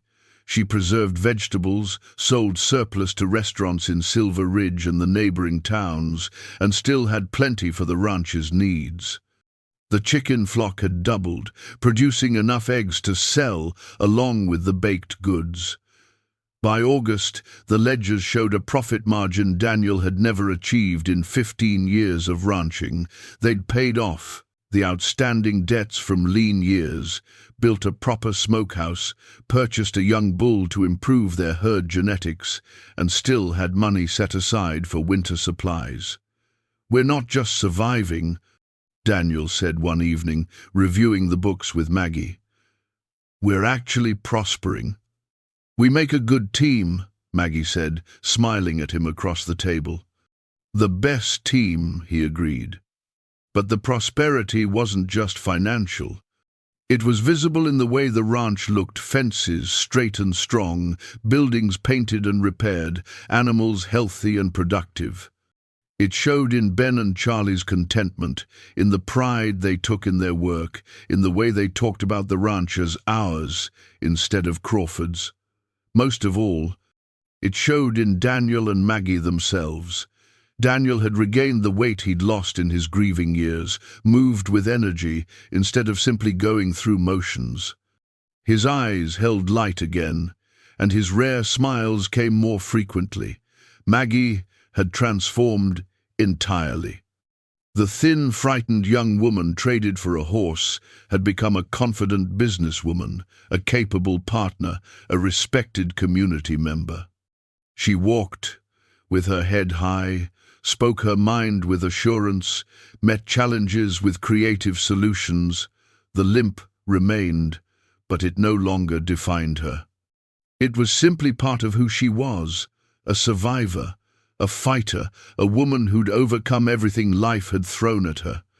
One September evening, exactly 1 year after Daniel had brought her home, they stood together on the porch, watching the sun set over the valley. Dust grazed peacefully in the near pasture, no longer lame, no longer suffering, just a healthy horse living a good life. "A year ago today," Daniel said quietly. "I remember," Maggie replied. "I was so scared, so certain it would end badly because everything always had. And now—" She turned to face him, the setting sun gilding her hair and illuminating the happiness in her eyes. "Now I wake up grateful. Every single day, I wake up grateful for the life we've built." Daniel pulled her close, and they stood there together as darkness fell and the first stars appeared. Two people who'd been broken, finding wholeness in each other. Two lives that had been traded away for nothing, discovering they were worth everything. Inside the house, lamplight glowed warm. In the stable, animals rested content. Across the valley, the cattle grazed peacefully on land they'd worked hard to maintain. And in every corner of the Crawford Ranch, prosperity bloomed not just in profits and productivity, but in the deeper wealth of purpose, partnership, and peace. They'd taken what started in shame and built something beautiful. They'd turned a drunken man's cruelty into a testament to second chances, to healing, to the possibility that even the most broken things could be made whole again. And they'd done it together, step by step, day by day, building a life worth living and a love worth keeping. Late autumn brought its own kind of beauty to Montana, the gold of turning larches, the sharp clarity of air before the first hard freeze, the urgency of final preparations before winter's lock. The Crawford Ranch hummed with productive activity as Daniel and the hands moved the cattle to lower pastures and Maggie supervised the last of the harvest preservation. On a Tuesday morning in late October, Sheriff Porter rode out to the ranch. Daniel was in the north pasture, so Maggie greeted the lawman at the door, wiping flour from her hands. "Sheriff," she said, surprised, "is something wrong?" Porter dismounted slowly, his expression troubled. "Mrs. Crawford, I need to speak with you. Is Daniel around?" "He's with the herd. Should I send Charlie to fetch him?" "No. This concerns you directly. Best you hear it first." He removed his hat. "It's about your father." Maggie's face went carefully neutral. "What about him?" "He's dying. Doc Brennan says it's his liver, says he's got maybe a week, maybe less. He's been asking for you. Maggie stood very still, absorbing this information. She felt Daniel's grandmother's ring solid on her finger, felt the strength of the life she'd built, pressing back against the pull of old obligation. "Why?" she asked simply. Porter shifted his weight, uncomfortable. "Says he wants to make peace before he goes. Says he's got things to tell you, things you deserve to know." "Deserved to know years ago, you mean?" Maggie said, her voice flat. "I can't argue with that." Porter's weathered face showed sympathy. "I'm not here to tell you what to do, Mrs. Crawford. You don't owe that man a damn thing, pardon my language. I'm just delivering the message because he's dying, and sometimes the dying get one last request honored." Maggie looked past the sheriff toward the mountains, thinking. A year ago she would have been terrified by this news, thrown back into the powerless girl she'd been. But she wasn't that girl anymore. "I'll discuss it with my husband," she said finally. "Would you like coffee while you wait for him?" "That'd be kind, thank you."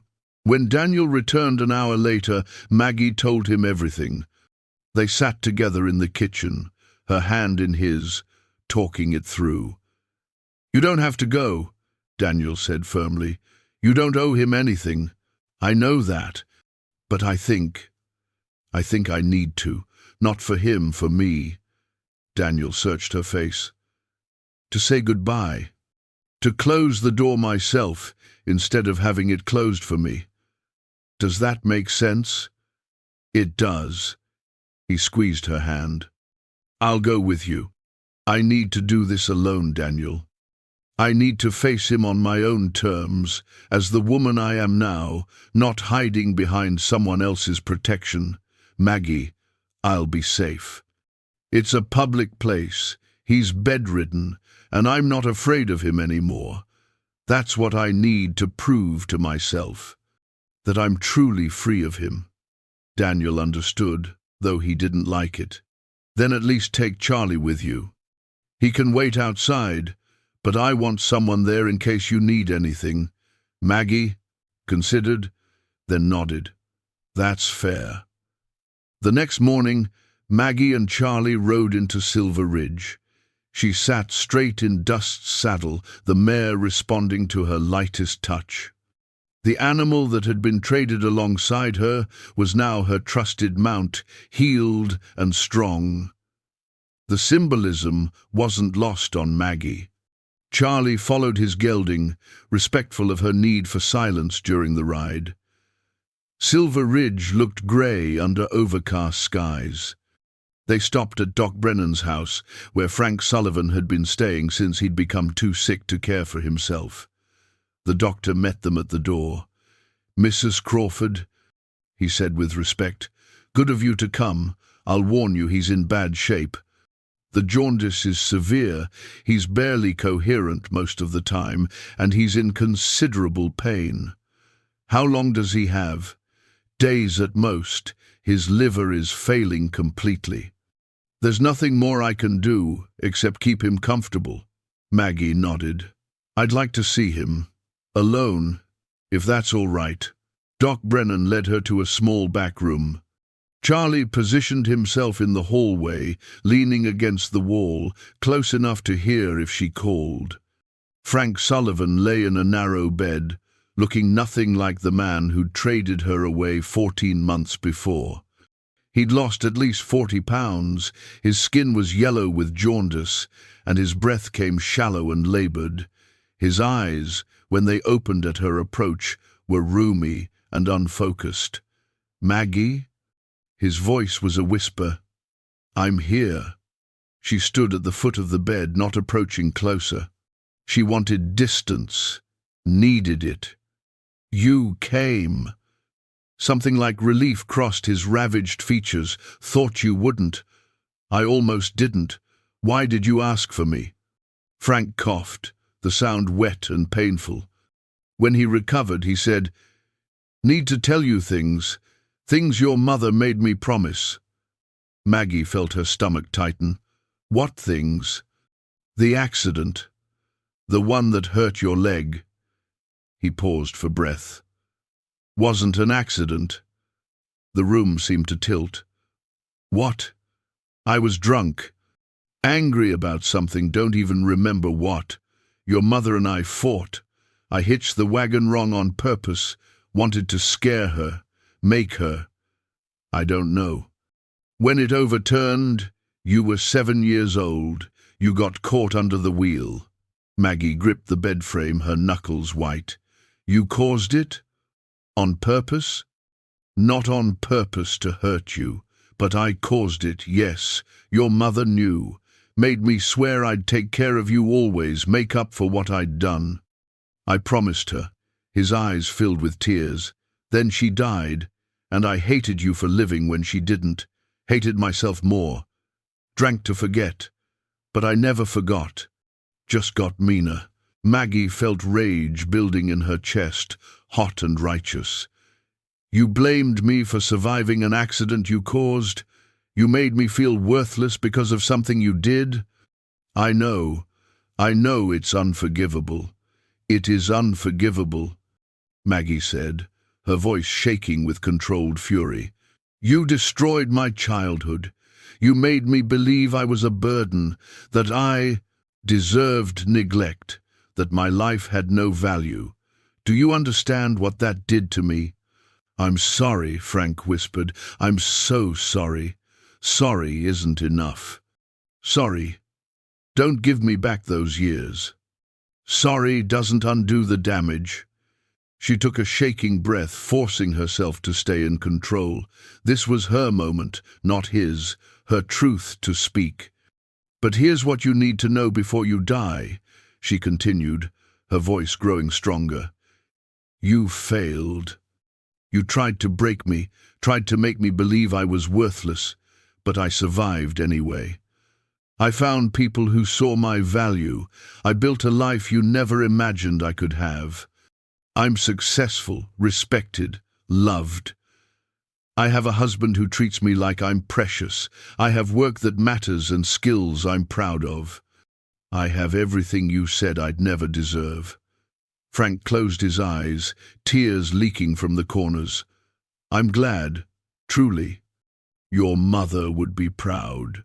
"Don't you dare speak about my mother," Maggie said sharply. "You don't get to claim her pride or her memory. You broke your promise to her every single day after she died." "I know." Maggie straightened, composing herself. "I came here to close this chapter, not for you, for me. So here it is. I forgive you." Frank's eyes opened in surprise. "Not because you deserve it," Maggie continued, "but because carrying hatred for you takes energy. I'd rather spend my life. You're a dying drunk who wasted every chance he ever had. I'm a woman with a future. Forgiving you means I get to walk out of here free of you completely. You get nothing from my forgiveness except maybe a slightly easier death. But I get peace." She turned toward the door, then paused. "The horse you traded me for, Dust, she's completely healed. She's strong and healthy, and I ride her every day. She got the life you tried to deny her, just like I did. That's your legacy, Frank Sullivan. 2 creatures you thought were worthless, proving you wrong. Maggie, wait." She stopped, but didn't turn around. "There's money," Frank said weakly. "Not much. $43 in a tin under my bed at the old house. It's yours. Was always meant to be yours. From your mother's people. I should have given it to you years ago." "Keep it," Maggie said. "Use it for your burial. I don't need your money. I don't need anything from you." She walked out without looking back. In the hallway, Charlie straightened when he saw her face. "You all right, Mrs. Crawford?" "I am," Maggie said, and realized it was true. "Let's go home." They rode back to the ranch in the afternoon light that seemed cleaner somehow, sharper. Maggie felt lighter, as if she'd set down a weight she'd been carrying so long she'd forgotten it was there. When they arrived, Daniel was waiting on the porch. 1. Look at Maggie's face, and he came down the steps to help her dismount. How did it go? He asked quietly. He's dying. He confessed some things. I said what I needed to say. She looked up at her husband. I'm free of him, Daniel. Truly free. Not because he's dying, but because I chose to let it go. Daniel pulled her into his arms. I'm proud of you. I'm proud of me too, Maggie said, and she meant it. That evening, after supper, Maggie stood in the kitchen she'd transformed, in the house that had become her home, and told Ben and Charlie about the confrontation. They listened quietly, these men who'd become her family. That took courage, Ben said when she finished. Real courage. Not the kind that comes from not being afraid, but the kind that moves forward despite fear. I wasn't afraid, Maggie realized aloud. That's what surprised me most. I expected to feel small again like I used to around him, but I didn't. I just felt sorry for him. Sorry for what he wasted. That's because you've grown beyond him, Charlie said. You're not his daughter anymore. You're your own woman. 3 days later, word came that Frank Sullivan had died in his sleep. The funeral was small. Doc Brennan, Sheriff Porter, a few old drinking companions, paying respects more to habit than affection. Maggie didn't attend. She spent that day working in her garden, preparing it for winter, planting bulbs that would bloom in spring. Daniel found her there in late afternoon, kneeling in the dirt, her hands dark with soil. It's done, he said gently. Porter sent word. They buried him in the town cemetery. Maggie sat back on her heels, looking at the neat rows she'd created. I planted tulips, she said. My mother loved tulips. She told me once that they always come back, no matter how hard the winter. I didn't understand what she meant then, but I do now. Daniel knelt beside her. What did she mean? That some things survive. That beauty comes back even after everything seems dead. That spring always follows winter, no matter how long or cold. She looked at him, her eyes clear. I survived him, Daniel. I survived, and I bloomed anyway. You did more than survive, Daniel said. You thrived. You built something beautiful. That evening, the community showed up unbidden. Mrs. Henderson arrived with a casserole. The schoolteacher brought books for the ranch's growing library. Mr. and Mrs. Hayward came with fresh supplies and refused payment. Even the new blacksmith, the young man who'd taken over Frank's smithy, came to pay respects. They didn't come to mourn Frank Sullivan. They came to support Maggie, to show her that she was valued, that her place in their community was secure. They came because she'd earned their respect and their affection through her character and her contributions. You've given this town something, Mrs. Henderson said as the gathering wound down. You've shown us that people can change their circumstances, that worth isn't determined by where you start, but by what you make of yourself. Every young woman in Silver Ridge looks at you and sees possibility. After everyone left, Maggie stood on the porch with Daniel, watching stars emerge in the darkening sky. I thought his dying would affect me more, she said quietly. I thought I'd feel something stronger, grief or relief or closure, but mostly I just feel neutral, like he was a chapter in someone else's book, not really part of my story anymore. That's healthy, Daniel said. He doesn't get to define you, not even in death. No, Maggie agreed, he doesn't. I define myself now. She leaned against her husband, feeling his solid warmth, feeling the peace of the life they'd built together. In the stable, Dust dozed in her stall, healed and content. In the bunkhouse, Ben and Charlie played chess by lamplight. Across the ranch, everything reflected the care and work she'd poured into it. Frank Sullivan was dead, but his daughter was more alive than she'd ever been. He'd tried to make her believe she was worthless, but she'd proved him wrong in every possible way. She'd taken the worst thing that ever happened to her being traded like property and transformed it into the best thing. She'd found her strength, her purpose, her voice, and her love. And now, with the past finally buried and behind her, she could look forward to the future without shadows hanging over it. "Ready to go inside?" Daniel asked. "Yes," Maggie said. "Let's go home." And they did, walking together into the warm light of the house they'd built, leaving the cold darkness of the past behind them forever. 5 years after a drunken blacksmith offered his daughter and his lame mare in trade for whiskey, the Crawford Ranch stood as testament to what determined hands and hopeful hearts could build. Spring sunshine warmed the Montana Valley on this May morning in 1884.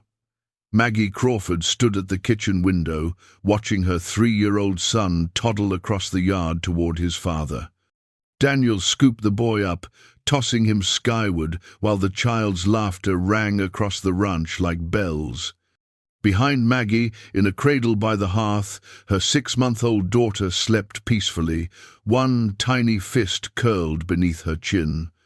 The baby had her mother's brown hair and her father's steady temperament, a blessing, given how her brother kept them busy. "More, Papa, more!" Little Jacob called, and Daniel obliged, spinning him until both were dizzy. Maggie smiled, her hand resting briefly on her rounded belly, where a 3rd child grew. Life had become abundant in ways she'd never imagined possible during those dark years before Daniel. The ranch itself had transformed beyond recognition. What had been 2,000 acres was now 5,000.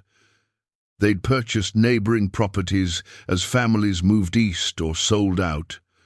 The original house had been expanded with an added wing for the children, a proper dining room, and a library that held over 200 books. The barn had been rebuilt twice as large, the stable modernized, and 3 new outbuildings constructed for the various enterprises that now operated under the Crawford name. They ran 700 head of cattle now, with Ben managing a crew of 6 permanent hands. The operation had become one of the most profitable in 3 counties, known for quality breeding stock and ethical treatment of animals. But the cattle were only part of it. Maggie's baking business had evolved into a full commercial operation. She'd built a separate kitchen building where 4 women worked daily, producing goods that shipped to towns across Montana Territory. The soap and candle production had likewise expanded into a proper manufactory, employing another 3 workers and supplying mercantiles from Helena to Billings. She'd also started something entirely new, a school. It began informally, with Maggie teaching Charlie to read those first winter evenings. Word spread that Mrs. Crawford had a gift for instruction and patience for students who struggled. Within a year, parents were asking if she'd teach their children. Within 2 years, she'd converted one of the ranch buildings into a proper schoolhouse, bringing in students 3 days a week for lessons in reading, mathematics, history, and practical skills. The Territorial Education Board had officially recognized it last year as Crawford Academy. Maggie taught the older students herself, while employing 2 assistant teachers for the younger ones. They charged minimal tuition, just enough to cover supplies, and offered full scholarships to families who couldn't afford even that. Education is how people change their circumstances. Maggie told anyone who asked about her philosophy. Nobody should be denied learning because of their family's finances. This morning was graduation day for her first class of students who'd completed the full 3-year course. 15 young people, boys and girls, both would receive certificates indicating they'd mastered skills equivalent to an 8th grade education in the eastern cities. Several had already secured positions as clerks, bookkeepers, and teachers themselves in surrounding communities. The ceremony would begin at 10. Families were already arriving, wagons rolling up the drive, people dressed in their finest clothes. Maggie had arranged for tables to be set under the cottonwood trees, with refreshments provided by her bakery workers as a gift to the graduates and their families. She checked her reflection in the hall mirror, smoothing her dress over her pregnant belly. At 25, she barely resembled the frightened girl who'd arrived here 5 years ago. Her face had filled out, losing the gaunt hollowness of chronic hunger. Her eyes held confidence instead of wariness. She wore her hair in a more sophisticated style now, though still practical enough for ranch work. The limp remained, of course. It always would, but she'd long since stopped seeing it as a limitation. It was simply part of her, no more defining than her brown eyes or her height. Daniel appeared in the doorway, Jacob perched on his hip. Families are gathering, Ben's setting up the chairs. You ready? Almost. Maggie kissed her. Son's cheek, then her husband's. Let me check on Sarah one more time. The baby still slept, undisturbed by the activity outside. Maggie tucked the light blanket around her daughter and turned to find Daniel watching her with that expression he got, sometimes pure appreciation mixed with lingering wonder that she was his. "What?" she asked, smiling. "Just thinking about how much you've built here, this school, these businesses, this family. You took nothing and made it everything. We took nothing and made it everything," Maggie corrected. "I couldn't have done any of this without you." "We make a good team," Daniel agreed, pulling her close for a brief embrace. "Always have." The graduation ceremony went beautifully. Maggie stood before the assembled crowd, easily 100 people, and spoke about the importance of knowledge, perseverance, and believing in one's own capacity for growth. 5 years ago, she said, her voice carrying across the yard, I couldn't have imagined standing here today. I'd been told my entire life that my worth was limited, that my possibilities were narrow, that my future was small. But someone saw past those lies and gave me a chance to prove what I could become. She looked at Daniel, who stood at the edge of the crowd with Jacob. He nodded encouragingly. "These 15 young people have proven what they can become," Maggie continued. "They've worked hard, learned well, and earned these certificates through their own merit. But more than that, they've learned that education is a door that stays open. You can always learn more, grow more, become more. Your circumstances don't define your limits, your determination does." As she handed out certificates, shaking each graduate's hand and offering personal words of encouragement, Mrs. Henderson, who now served on the Territorial Education Board, dabbed at her eyes with a handkerchief. "Who would have thought, Mrs. Henderson murmured to her husband, "that the girl we once pitied would become one of the most influential women in the territory? Maggie Crawford doesn't do anything by halves." "Mr. Henderson replied, "never has." After the ceremony, as families mingled and ate, Sheriff Porter approached Maggie. He was fully grey now, planning his retirement, but still sharp-eyed and capable. "Mrs. Crawford," he said, removing his hat, "fine ceremony. Your students are lucky to have you." "Thank you, Sheriff. I'm lucky to have them. They teach me as much as I teach them." Porter glanced around, then lowered his voice slightly. I wanted you to know the territorial governor's office has been asking about you. They're considering appointments to a new education commission, and your name came up. Seems your reputation has spread beyond Silver Ridge. Maggie felt surprise and pleasure in equal measure. That's unexpected. Is it? You've built something remarkable here. People notice success, especially when it's paired with generosity. Think about it. The territory needs voices like yours in positions of influence. As the afternoon wore on and families departed with full stomachs and grateful hearts, Maggie found herself drawn to the stable. She needed a moment of quiet after the public performance of the ceremony. Dust stood in her stall, now a dignified 12-year-old mare with silver-white dappling and wise eyes.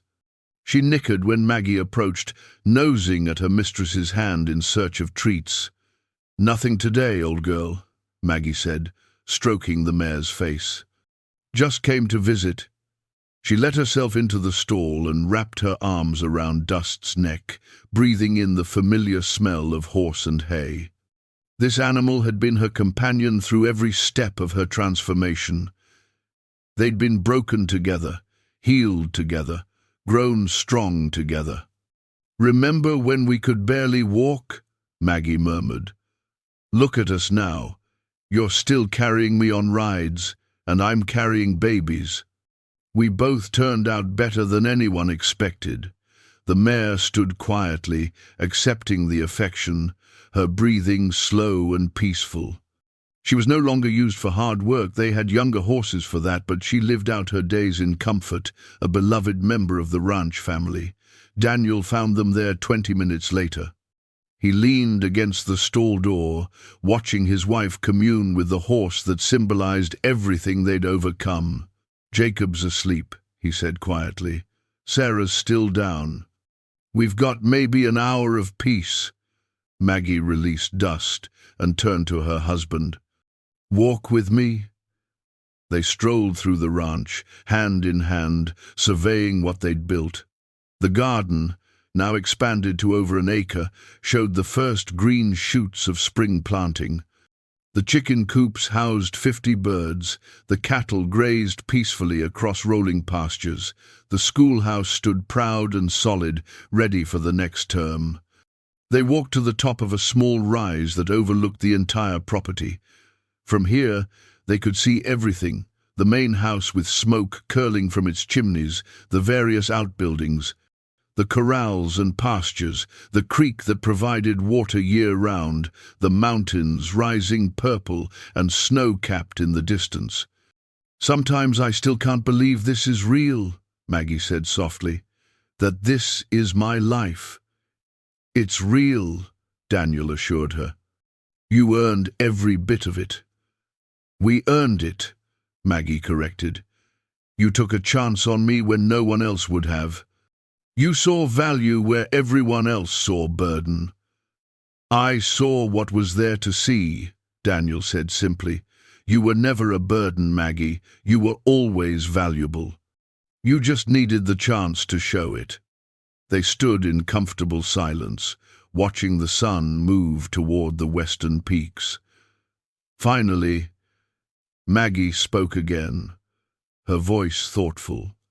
"I've been thinking about what to tell the Territorial Education Commission if they offer me a position, about what I've learned from all this." "What have you learned?" Maggie considered, choosing her words carefully. "That worth isn't something given to you by others. It's something you claim for yourself. My father tried to tell me I was worthless. Society tried to tell me my disability made me less. But those were lies, and I had to learn to stop believing them." She turned to face Daniel fully. "You helped me see that, not by telling me I had worth. Words are cheap, but by treating me like I had worth, by trusting me with responsibility, by expecting capability instead of helplessness. You gave me room to prove myself, and that made all the difference." "You would have found your way eventually," Daniel said. "You're too strong not to." "Maybe. But it would have taken longer and hurt more. You shortened the journey. She squeezed his hand. That's what I want to do with the Education Commission, shorten the journey for others, especially for young women who've been told they're limited. I want to create pathways for them to prove themselves, to develop their capabilities, to claim their own worth. You're already doing that, Daniel pointed out. With the school, with your businesses, with the example you set. I want to do it on a larger scale. I want to change policy, not just help individuals. I want to make sure that no girl in this territory grows up believing she's worthless because of what someone else says about her. Daniel pulled her close, mindful of her pregnant belly. Then do it. You have my full support. You've always had it. They walked back to the house as the sun touched the mountains. Inside, they found Ben sitting by the fire, keeping watch over the sleeping children while he mended a bridle. All quiet, Ben reported, though Jacob might be stirring soon. He's been down for 2 hours. Thank you, Ben. Maggie checked on both children, finding them still peacefully asleep. She returned to the main room and settled into her rocking chair with a satisfied sigh. Ben finished his mending and stood to leave. At the door, he paused.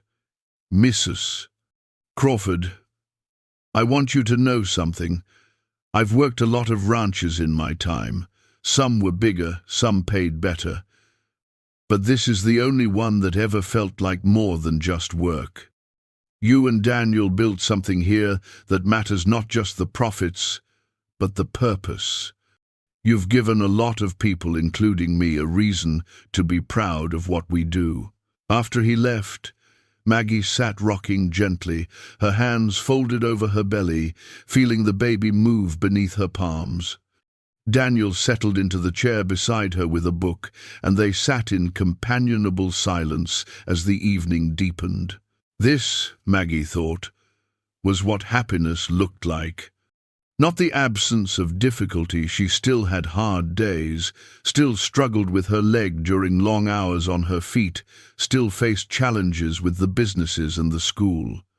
But difficulty within a context of purpose and love was entirely different from difficulty within a context of survival and fear.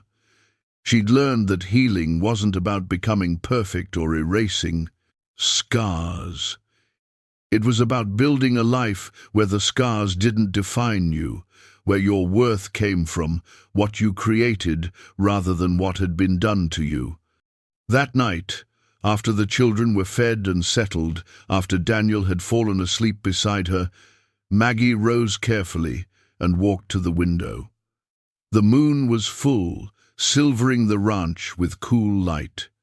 She could just make out the stable, where Dust dozed in her stall, 2 creatures once traded away as worthless, 2 creatures who'd proven everyone wrong.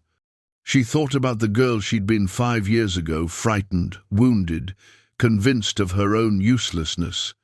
She thought about the woman she'd become, confident, capable, building legacies and raising children and changing lives.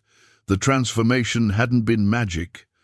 It had been work daily, consistent, sometimes painful work of unlearning lies and learning truth. It had been courage, the courage to try, to fail, to try again, to believe she deserved better than what she'd known. And it had been love, Daniel's love certainly, but also her own growing love for herself, learning to treat herself with the respect and care she deserved, learning to set boundaries, learning to claim space in the world. She placed her hand on the window glass, feeling the cool night air beyond it, thinking about all the young women she'd taught, all the ones she hoped to reach through the Education Commission, all the girls out there right now who needed to hear that their worth wasn't determined by what others said about them. You are not what they call you, she whispered to them across the distance. You are what you make yourself, and you can make yourself magnificent. Behind her, Daniel stirred in his sleep, reaching for her in the bed. She returned to him, settling into his arms, feeling the solid reality of the life they'd built together. Tomorrow, she would write to the Territorial Education Commission and accept their offer. Tomorrow, she would start planning the next term's curriculum.